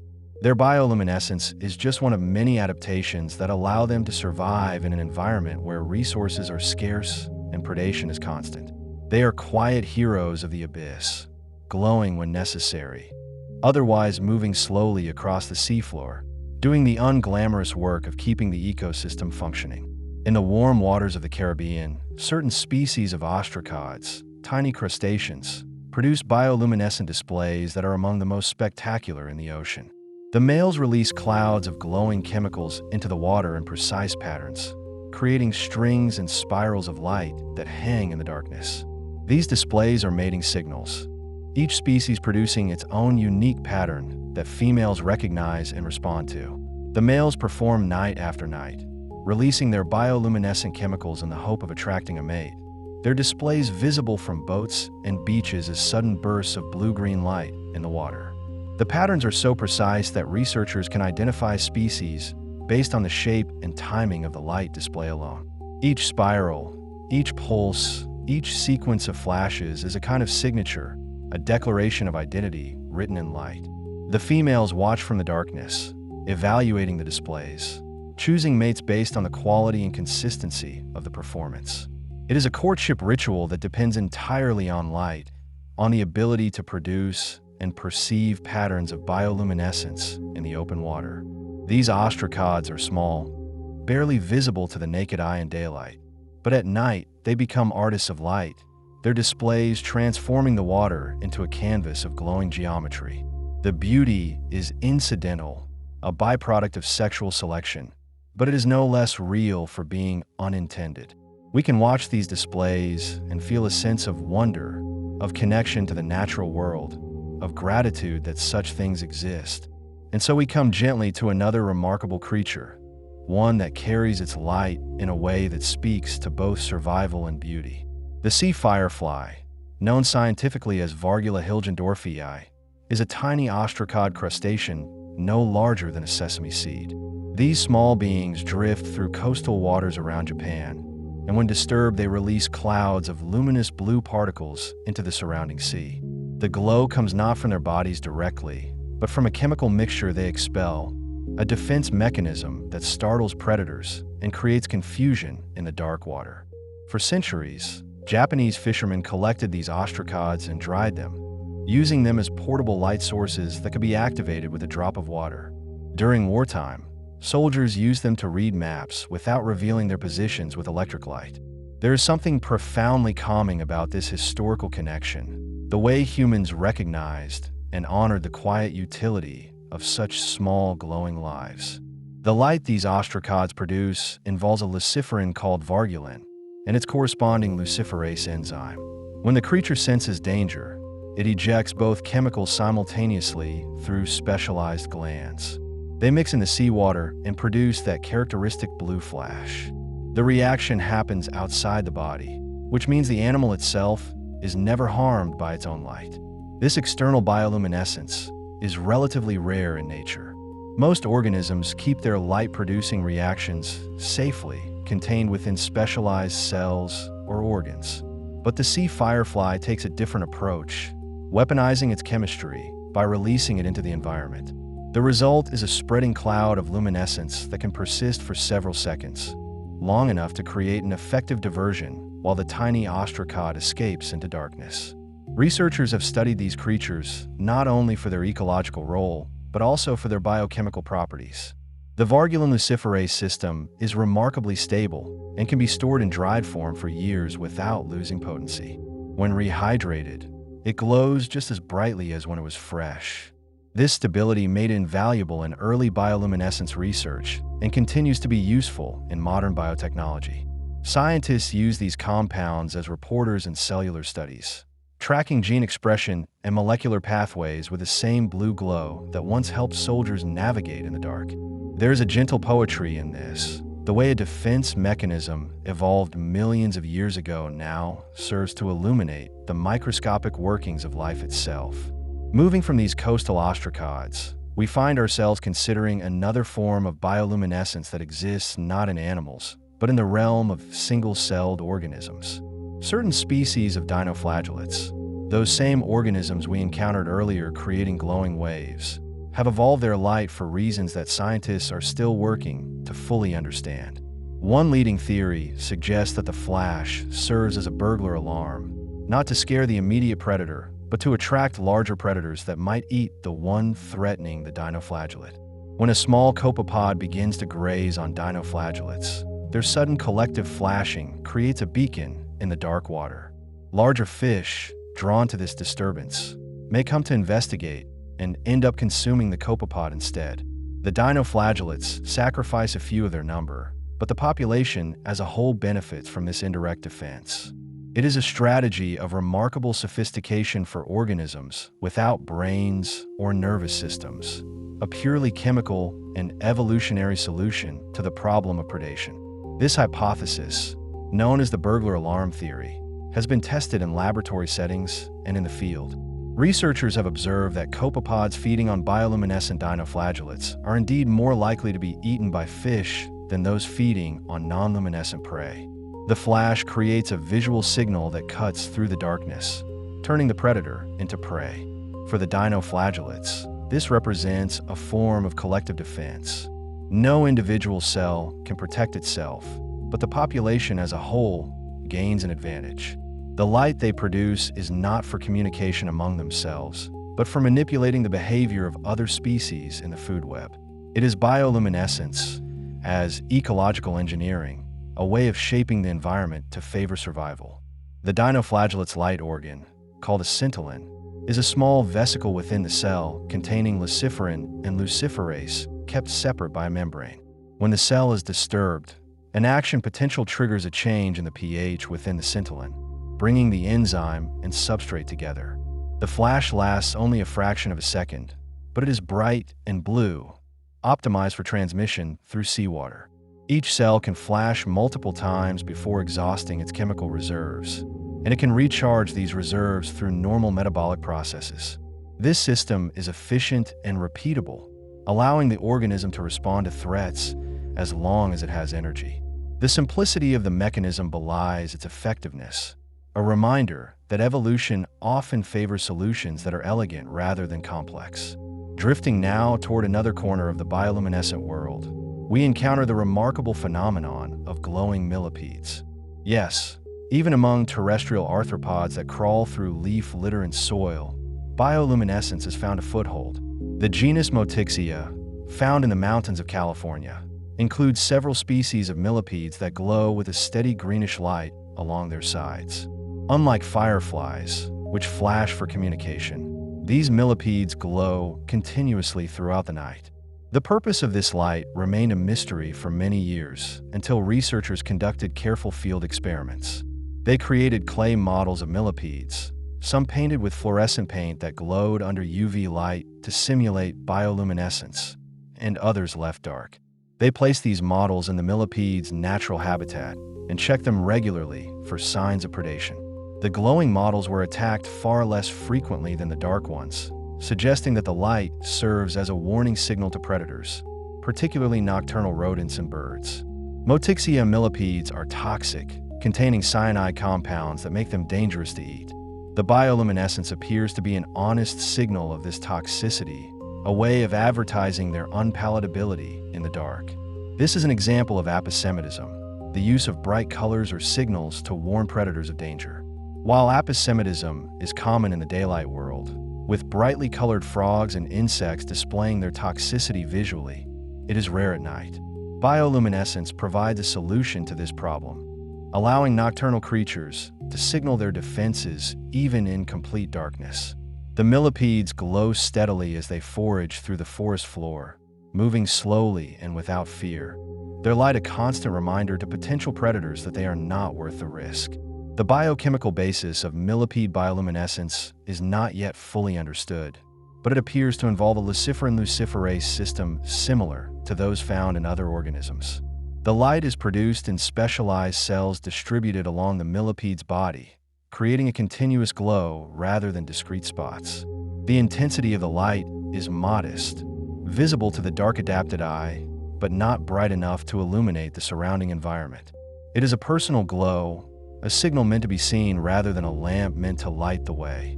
The millipedes do not control their light consciously. It simply glows as a byproduct of their biochemistry, a passive defense that operates continuously without effort or thought.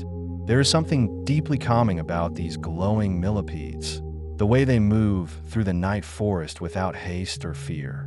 They are slow creatures, herbivores that feed on decaying plant matter, and their bioluminescence allows them to go about their business unmolested. They do not hide or flee. They simply are, glowing quietly as they navigate the leaf litter.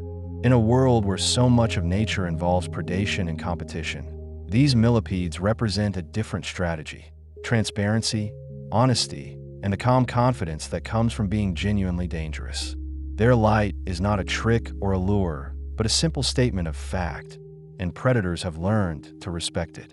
Turning our attention now to the deep sea once more, we find ourselves considering the vampire squid, despite its ominous name, a creature of surprising gentleness.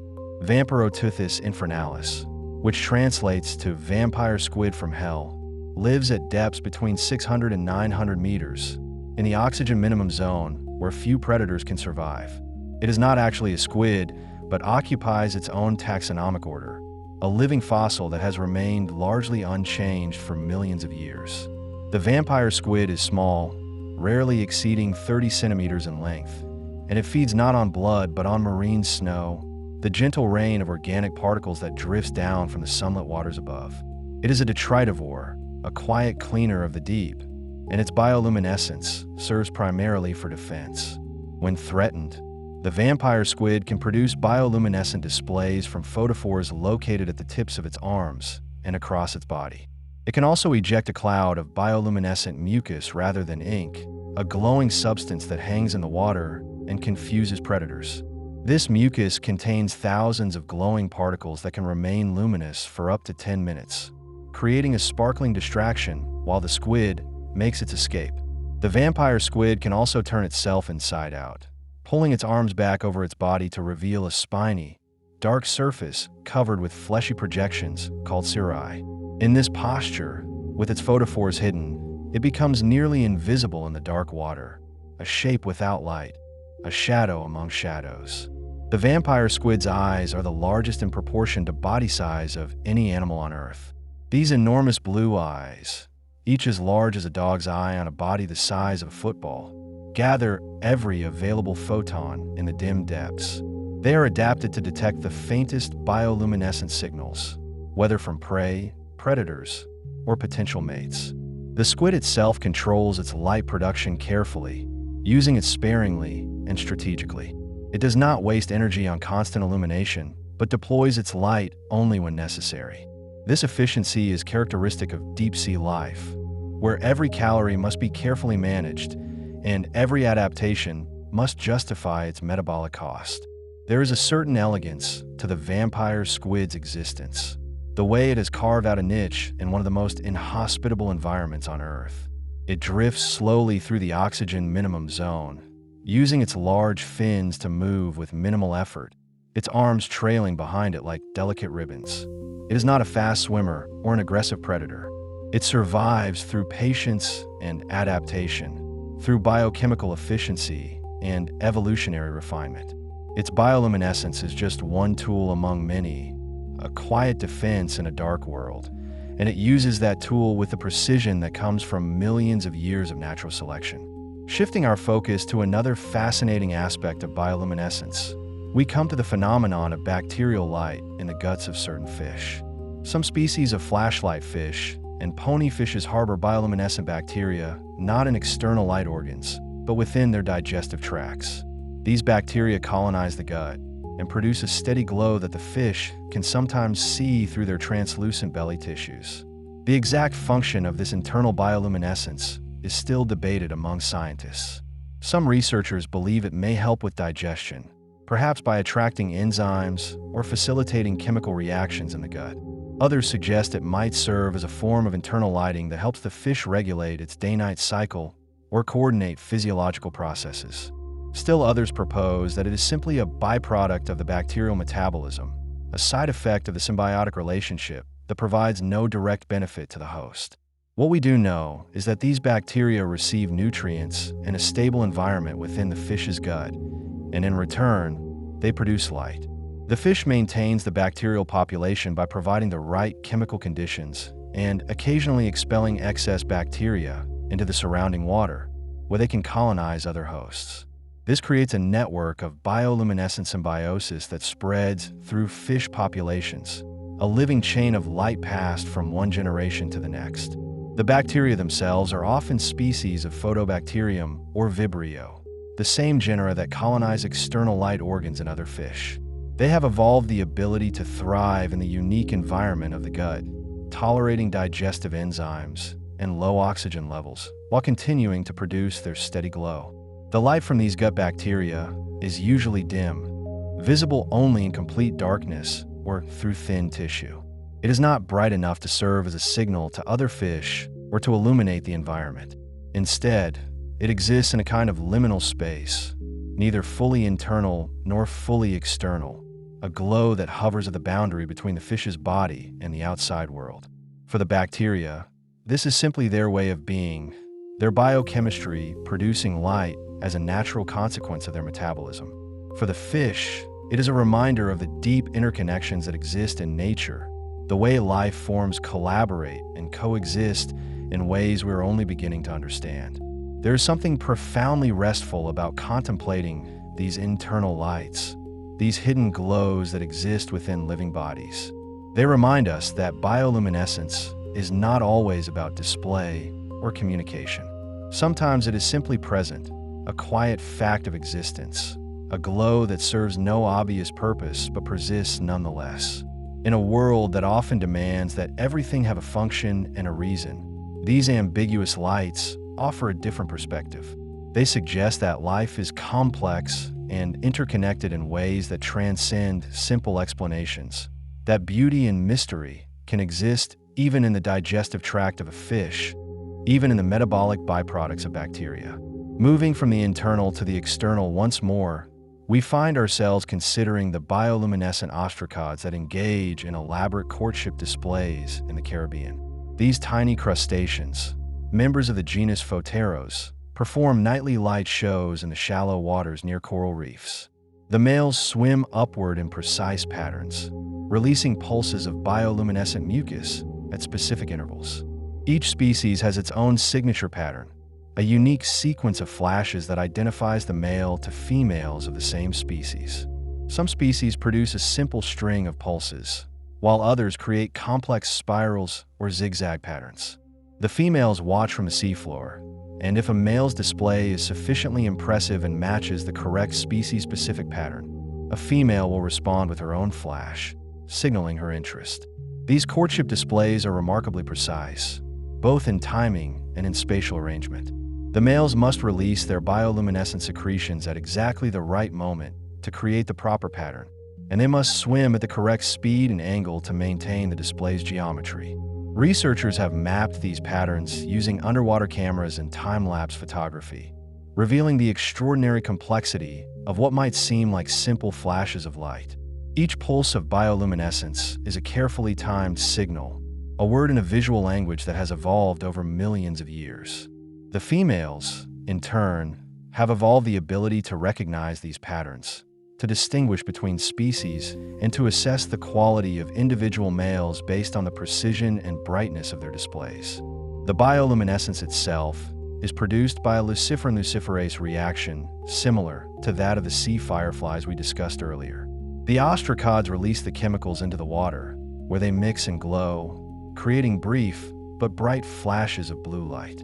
The displays typically occur in the hour after sunset, during a narrow window when the light levels are low enough for bioluminescence to be visible, but there is still enough ambient light for the ostracods to navigate.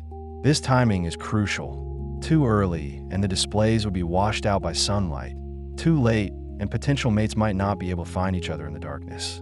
The ostracods have evolved an internal clock that allows them to synchronize their displays with the sunset, ensuring that all members of the population are performing at the same time. There is a gentle romance to these displays, a sense of effort and artistry in the service of continuation. The males swim upward into the open water, making themselves vulnerable to predators, all for the chance to attract a mate. They invest energy in producing bioluminescent chemicals, and in performing their displays with precision. The females watch and choose, exercising their own agency in selecting partners. It is a dance of light and chemistry, of timing and pattern, and it happens every night in warm tropical waters around the world. For those fortunate enough to witness it, the sight of dozens of ostracods creating their glowing patterns simultaneously is one of the ocean's most magical experiences, a reminder that even the smallest creatures can create beauty on a grand scale. Drifting now toward another aspect of bioluminescence, we consider the role of light in the lives of glowing plankton during their vertical migrations. Many species of bioluminescent zooplankton, including copepods, krill, and larval fish, undertake daily journeys from the deep ocean to surface waters and back again. They rise at night to feed in the plankton-rich surface layers and descend during the day to avoid visual predators. This migration, as we have touched on before, is the largest daily movement of biomass on Earth. But what is particularly fascinating is how these organisms use bioluminescence during their journey. Some species flash as they ascend, perhaps as a way of maintaining group cohesion in the darkness. Others remain dark during migration and only produce light when threatened, using their bioluminescence as a last resort defense. The decision of when to glow and when to remain dark is a complex one, influenced by the immediate threat level, the presence of other organisms, and the stage of the migration. During the ascent, when the animals are moving through the relatively safe darkness of the mesopelagic zone, many remain dark to avoid attracting attention. But as they approach the surface, where moonlight and starlight can penetrate, some species begin to use counterillumination to blend with the downwelling light. During the descent at dawn, the opposite occurs. As they move from the brightening surface waters back into the depths, they adjust their bioluminescence accordingly, dimming their ventral lights as the ambient light fades. This dynamic control of light production requires sophisticated sensory systems and neural processing, even in creatures with relatively simple nervous systems. The energy cost of these migrations is substantial, and the addition of bioluminescence adds to that cost. Yet the behavior persists across countless species, suggesting that the benefits outweigh the expenses. The vertical migration allows these organisms to access food resources in surface waters while avoiding daytime predators in the depths. The bioluminescence provides protection during the journey and while feeding, reducing the risk of predation even further. Together, these adaptations create a lifestyle that has proven successful for millions of years, a pattern of movement and light that structures the entire ocean ecosystem. The migrants carry nutrients from the surface to the depths, feed countless predators at various levels, and contribute to the biological pump that sequesters carbon in the deep ocean. Their bioluminescence is not just a personal adaptation, but a feature that affects the entire marine environment. There is something deeply soothing about the regularity of these migrations, the way they occur every day and every night, year after year, across all the world's oceans. They are a rhythm as reliable as the tides, as constant as the turning of the earth. The plankton rise and fall, glow and darken, feed and flee, in patterns that have remained essentially unchanged for millions of years. In a world of rapid change and uncertainty, these ancient rhythms offer a sense of continuity and stability. They remind us that life has its cycles and patterns, its rising and falling, its times of light and times of darkness, and that these cycles are part of a larger balance that sustains the living world. Turning our attention to another remarkable organism, we encounter the glowing sea pickle, which despite its name is not a plant or a vegetable, but a colonial tunicate. Pyrosoma, meaning fire body, is a free-floating colony of thousands of individual zooids that work together as a single organism. Each pyrosome forms a hollow cylinder, open at one end and closed at the other, and can range in size from a few centimeters to several meters in length. The zooids that make up the colony are bioluminescent, and when the colony is disturbed, waves of blue-green light ripple across its surface, creating a spectacular display. The light is produced by symbiotic bacteria living within the zooids, and the display can be triggered by touch, by changes in water pressure, or by the presence of predators. Pyrosomes are filter feeders, drawing water into the hollow center of the colony and filtering out phytoplankton and other small particles. The water is then expelled through the open end, creating a gentle jet propulsion that moves the colony slowly through the ocean. The bioluminescence serves primarily as a defense mechanism, startling predators and making the colony appear larger and more formidable than it actually is. When multiple pyrosms are present in the same area, their synchronized flashing can create an underwater light show visible from the surface, a phenomenon that has been reported by sailors and divers for centuries. These aggregations are unpredictable, appearing suddenly in certain areas and then disappearing just as quickly, adding to the mysterious nature of these creatures. The individual zooids within a pyrosome colony are tiny, each only a few millimeters long, but together they create an organism that can grow to impressive sizes. The largest recorded pyrosome was over 30 meters long, though most are much smaller.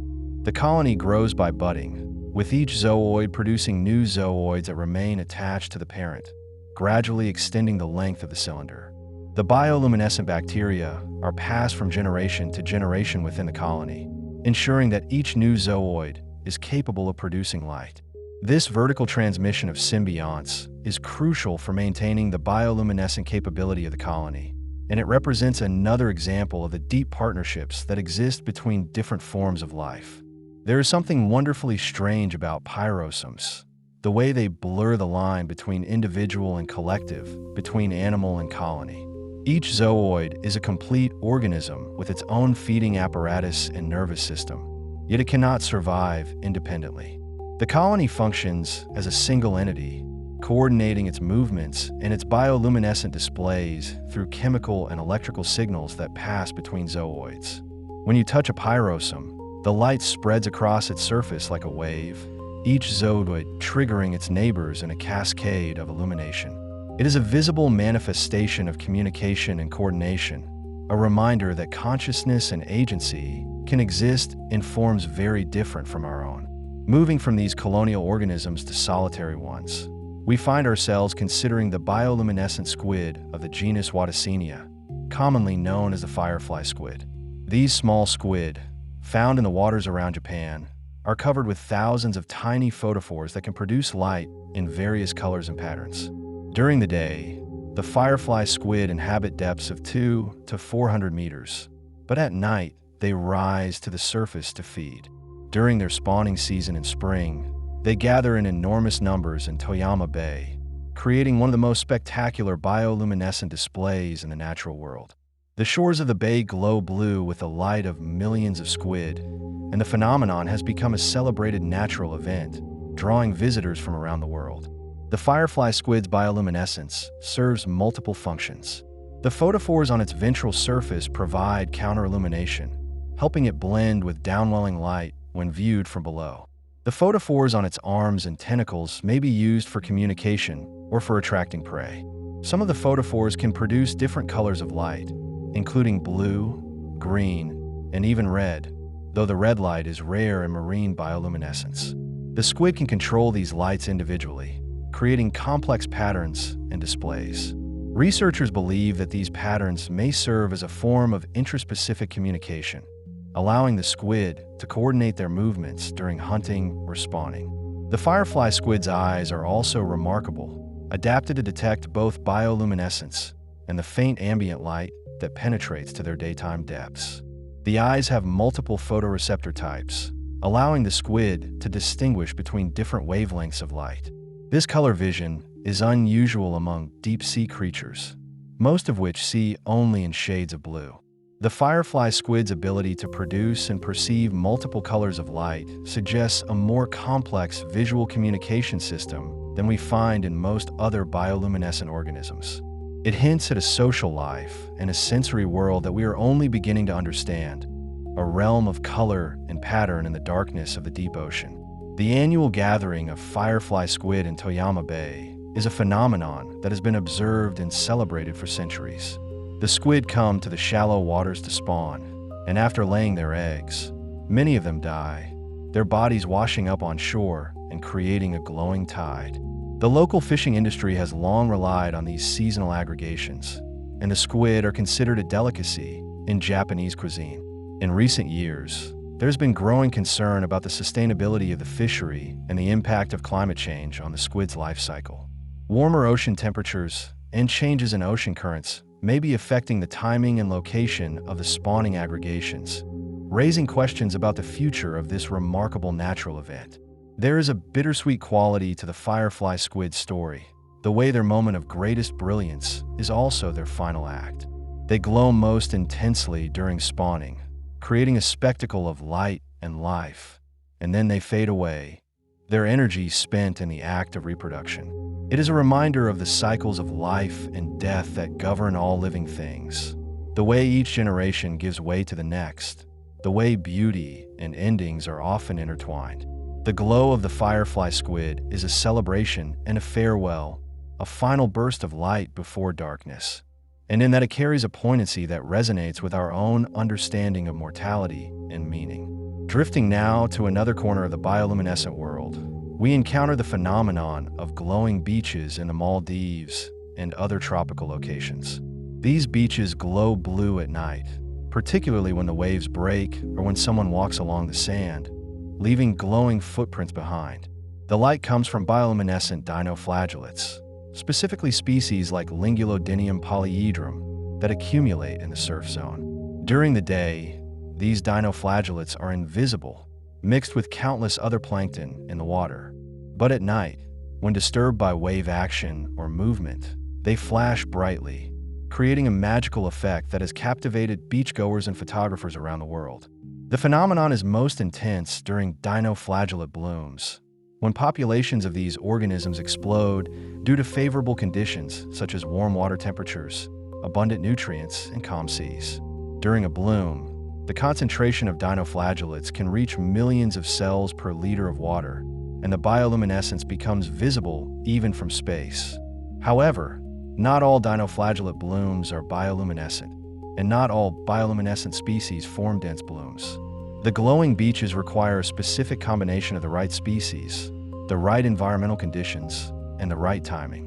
When all these factors align, the result is one of nature's most enchanting displays, a living light show that transforms ordinary waves into something magical. The experience of walking on a glowing beach is one that stays with people long after the moment has passed. Each footstep creates a burst of blue light. Each splash of water sends sparks into the air, and the waves themselves become ribbons of luminescence rolling onto shore. It is a direct, tactile interaction with bioluminescence, a way of touching light and seeing the immediate response. For many people, it is their first and most memorable encounter with bioluminescent organisms, a moment that sparks curiosity and wonder about the natural world. The simplicity of the experience, the way it requires no equipment or expertise, makes it accessible and profound in equal measure. Yet beneath the beauty lies the same ecological complexity we have been exploring throughout this journey. The dinoflagellates are part of a food web, prey for zooplankton and small fish, and their blooms can have cascading effects throughout the ecosystem. Some species produce toxins that can harm marine life and even humans, causing red tides and shellfish poisoning. The bioluminescence itself is a defense mechanism, a way of discouraging predators and attracting secondary predators to the primary threat. The glowing beach is not just a spectacle for human enjoyment, but a manifestation of survival strategies, ecological interactions, and evolutionary adaptations that have been refined over millions of years. There's a lesson in this, a reminder that beauty in nature is never merely decorative. It always serves a purpose, even if that purpose is not immediately apparent to us. The glowing beach is beautiful to our eyes, but to the dinoflagellates, it is a matter of life and death. The light they produce is their voice, their warning, their defense, and we are simply fortunate enough to be able to witness it.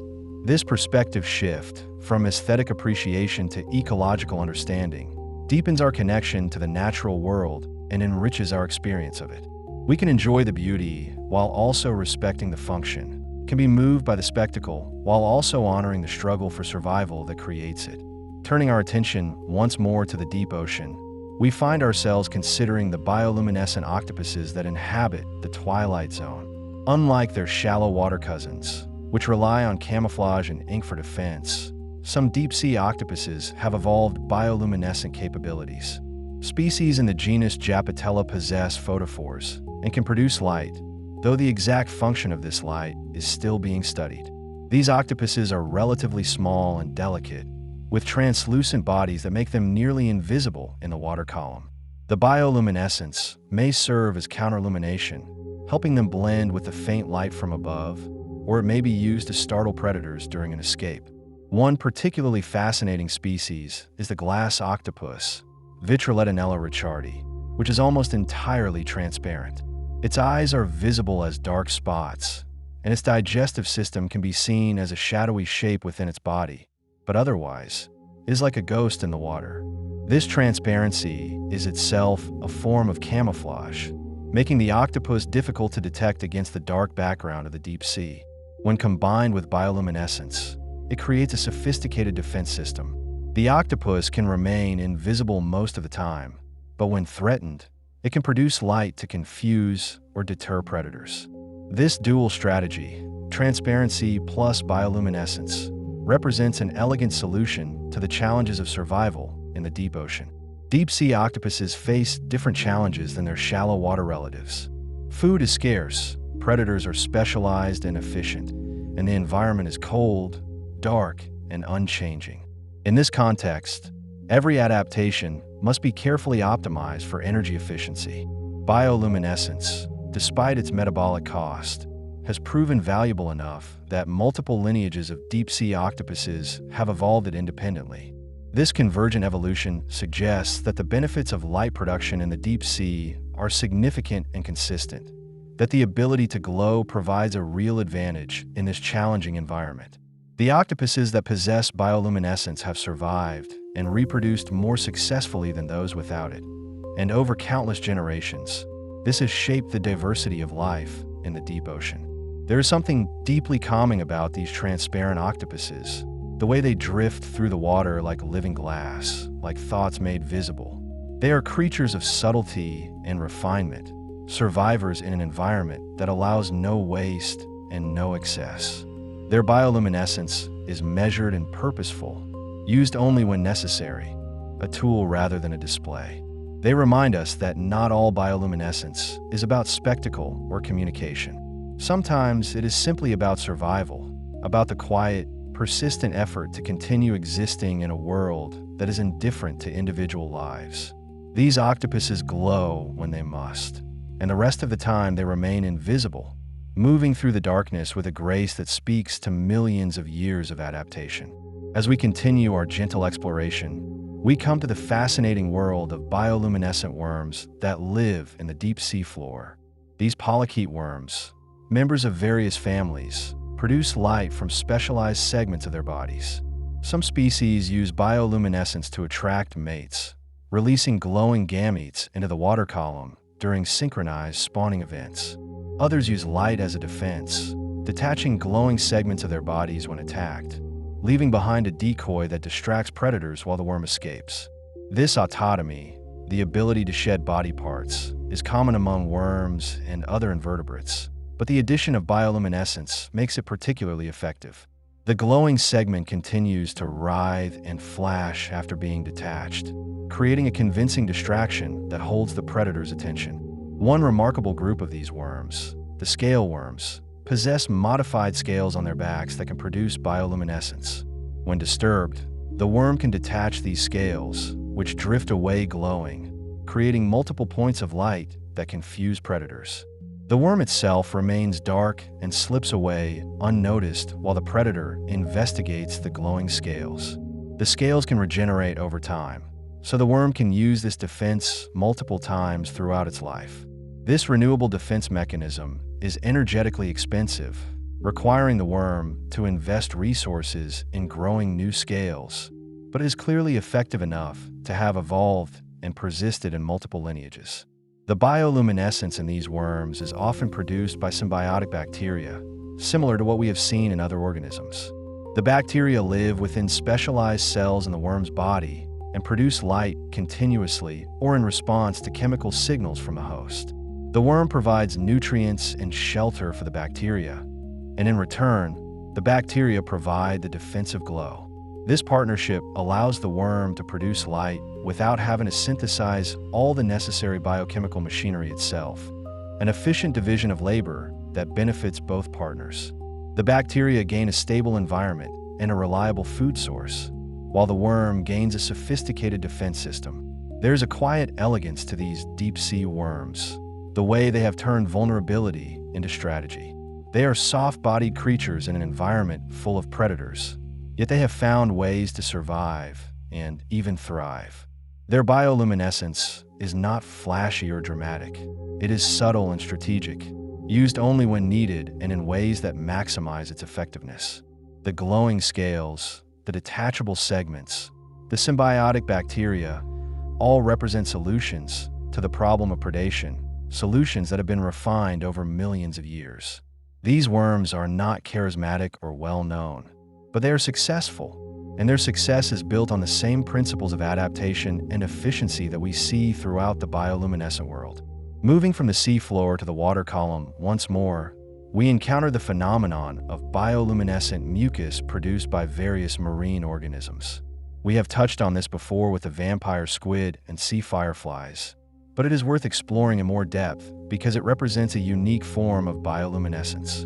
Unlike light produced within specialized organs or cells, bioluminescent mucus is expelled into the environment, creating a cloud or trail of light that persists after the organism has moved away. This external bioluminescence can serve multiple functions.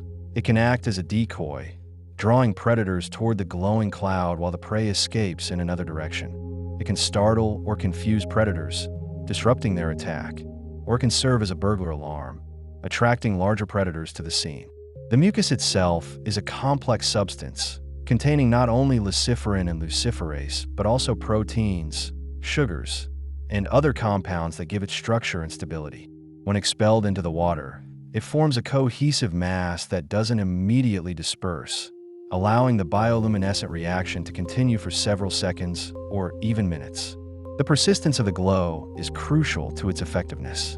A brief flash might startle a predator momentarily, but a sustained glow creates a more convincing decoy and provides more time for the prey to escape.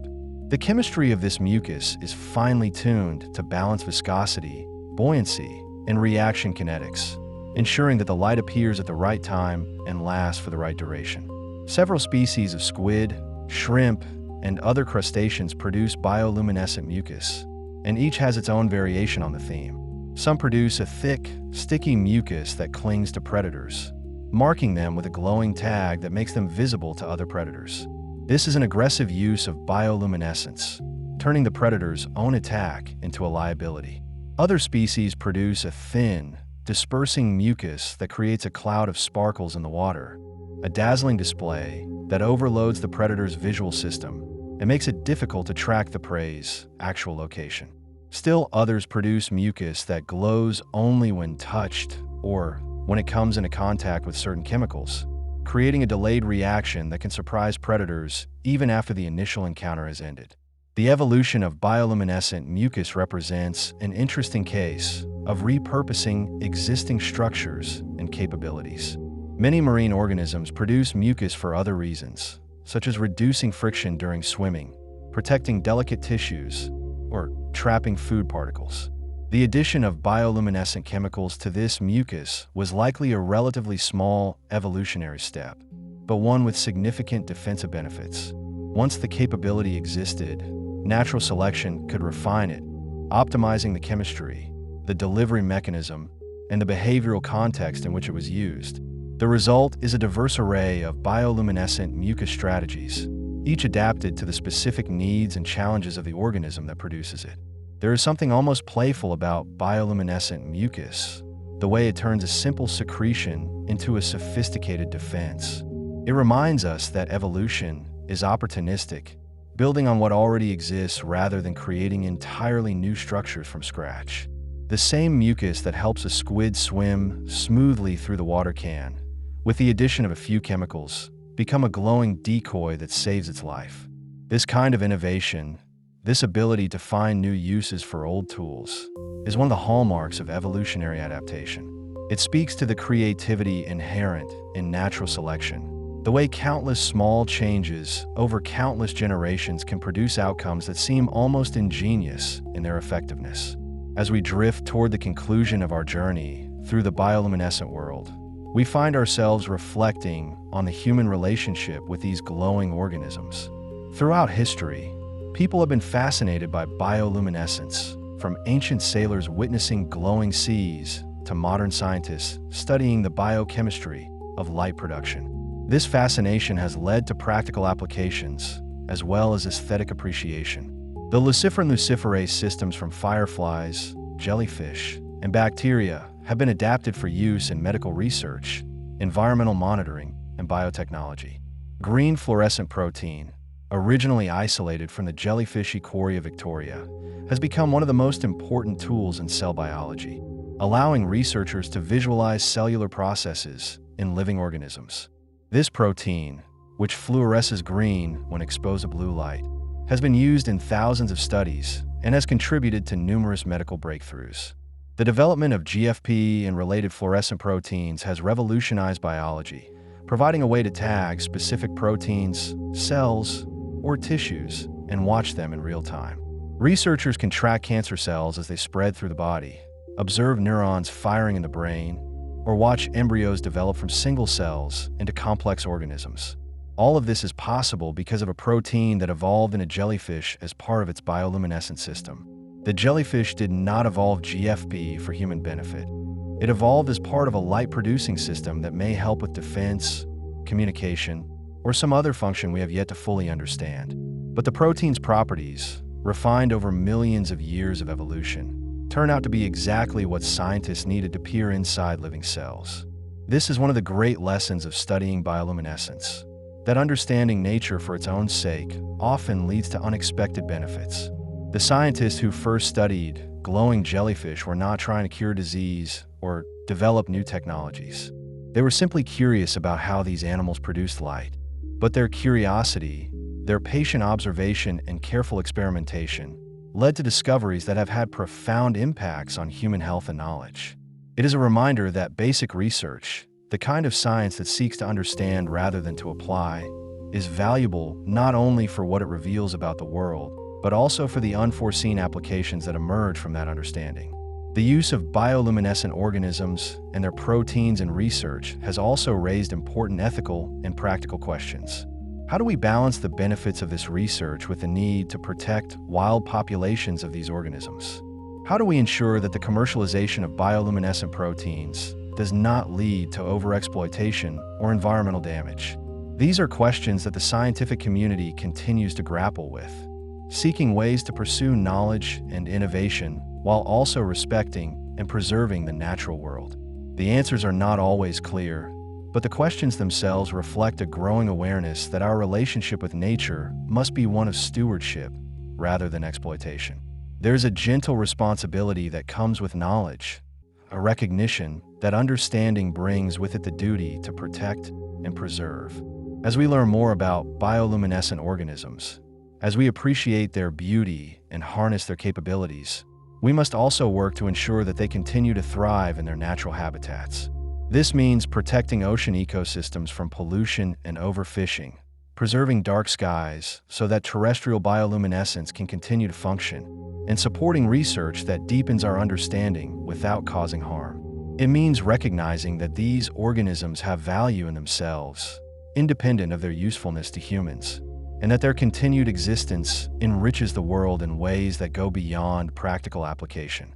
As our exploration draws towards close, we find ourselves considering one final aspect of bioluminescence: its role in inspiring wonder and curiosity, particularly in children and those new to the natural world. There is something about glowing organisms that captures the imagination in a way that few other phenomena can. The idea that living things can produce light, that fireflies and jellyfish and deep-sea fish carry their own lamps within them, seems almost magical. This sense of wonder is not childish or naive. It is a genuine response to the remarkable nature of bioluminescence, a recognition that the world is stranger and more beautiful than we might have imagined. Encouraging this wonder, nurturing this curiosity, is one of the most important things we can do for future generations. When a child sees a firefly for the first time, when they learn that the ocean can glow, when they discover that mushrooms can light up the forest floor, they are learning that the world is full of mysteries and marvels. They are learning that science is not just a collection of facts, but a way of exploring and understanding those marvels. This early sense of wonder can lead to a lifelong engagement with the natural world, to careers in science, conservation, or education, or simply to a deeper appreciation for the complexity and beauty of life on Earth. Bioluminescence serves as a gateway to broader scientific concepts. Learning about how fireflies produce light leads naturally to questions about chemistry and energy. Understanding why deep-sea fish glow leads to discussions of ecology and evolution. Exploring the symbiotic relationships between bacteria and their hosts opens doors to thinking about cooperation and mutual benefit in nature. Each glowing organism is a starting point for a journey into deeper understanding, and the beauty of the light itself makes that journey inviting and engaging. It is science education at its best, where the subject matter is so inherently fascinating that curiosity becomes its own motivation.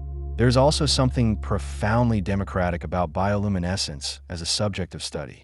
You do not need expensive equipment or access to remote locations to encounter it. Fireflies can be observed in backyards and parks. Bioluminescent dinoflagellates can sometimes be found in coastal areas. And even if you cannot see these organisms in person, there are countless videos, photographs, and educational resources available. The basic concepts of bioluminescence can be understood by anyone with an interest, and the deeper complexities can be explored as far as curiosity leads. This accessibility makes bioluminescence an ideal topic for public engagement with science, a way of bringing the wonders of biology to a wide audience. As we approach the end of our journey, it is worth taking a moment to simply appreciate the sheer diversity of bioluminescence we have encountered. From the fireflies of summer meadows to the anglerfish of the abyssal depths, from glowing mushrooms in tropical forests to dinoflagellates in coastal waters, from the synchronized flashing of Southeast Asian fireflies to the solitary glow of railroad worms in South America. The variety of forms and functions is staggering. Each organism has evolved its own solution to the challenges of life, its own way of using light to survive, communicate, or reproduce. And yet, despite this diversity, there are common threads. The chemistry of luciferin and luciferase, the evolutionary pressure of predation and mate selection, the constraints of energy and efficiency. These common threads remind us that life, for all its diversity, is fundamentally unified.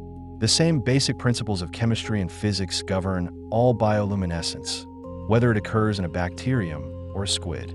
The same evolutionary processes of mutation and selection have shaped all bioluminescent organisms, creating the astonishing variety we see today.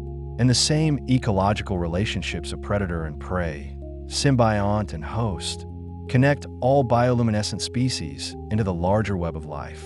Understanding bioluminescence means understanding these connections, seeing how individual organisms fit into larger patterns, how local adaptations reflect global processes.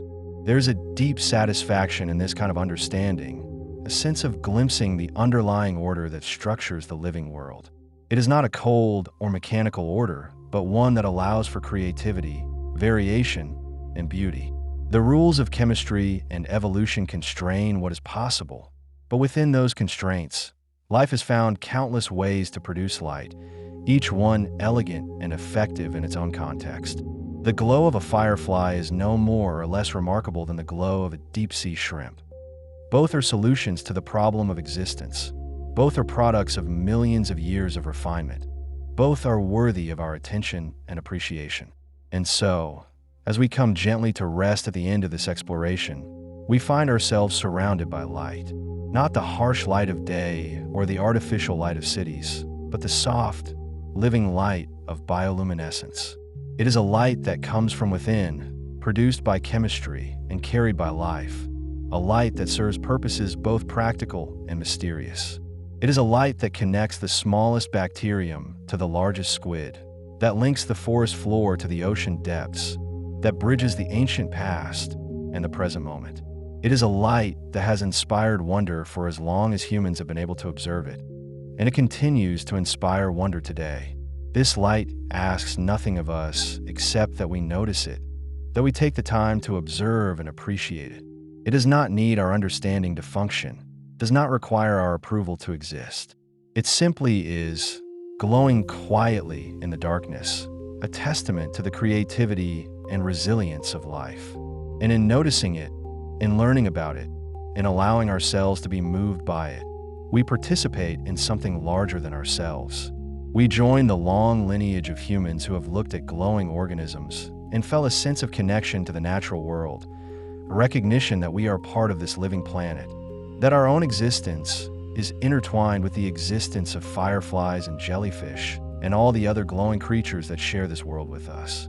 As you rest now, perhaps you can carry with you some of the calm that comes from this understanding, the knowledge that somewhere, right now, bioluminescent organisms are glowing in the darkness. Fireflies are flashing in meadows, dinoflagellates are sparkling in waves, deep-sea fish are hunting in the abyss, all using the same basic chemistry that has been passed down through countless generations. There is a continuity in this, a sense that life persists and adapts, that beauty emerges from the simple act of survival, that light can exist even in the deepest darkness. These are not just facts about biology. They are reminders of resilience, creativity, and the quiet persistence of life. Let these thoughts settle gently as you drift towards sleep. Let the image of glowing organisms moving through water or air, producing their soft light without effort or thought, become a backdrop for your own rest. There is no urgency here, no need to remember every detail or understand every mechanism. The knowledge is there if you want it, but for now, it is enough to simply know that bioluminescence exists, that the world contains this wonder, that life has found yet another way to be beautiful. The fireflies will continue to flash, the jellyfish will continue to pulse, the deep-sea creatures will continue their ancient dances, all without our observation or understanding. They do not need us, but we are richer for knowing them. And so we come to rest, surrounded by invisible lights, by the glow of organisms we cannot see but can imagine. The darkness is not empty, but full, populated by countless living things, each carrying its own light. This is the final gift of bioluminescence, the knowledge that darkness is not absence but presence, not void but fullness, not ending but continuation. The light may be dim, may be visible only to those who know to look for it, but it is there, constant and reliable, a reminder that life finds a way, that beauty persists, that even in the deepest ocean and the darkest night, there's light. Rest now, knowing that the world is more wonderful than you might have imagined, that the ocean glows, that the forest shimmers, that life itself can shine. Let this knowledge be a comfort, a source of calm, a gentle reminder that you are part of a living world that is ancient, complex, and beautiful. The bioluminescent organisms will continue their work, glowing through the night, and you can rest, held by the same planet that holds them, part of the same web of life, connected by the simple fact of existence. Sleep well, and let the glow of distant organisms light your dreams.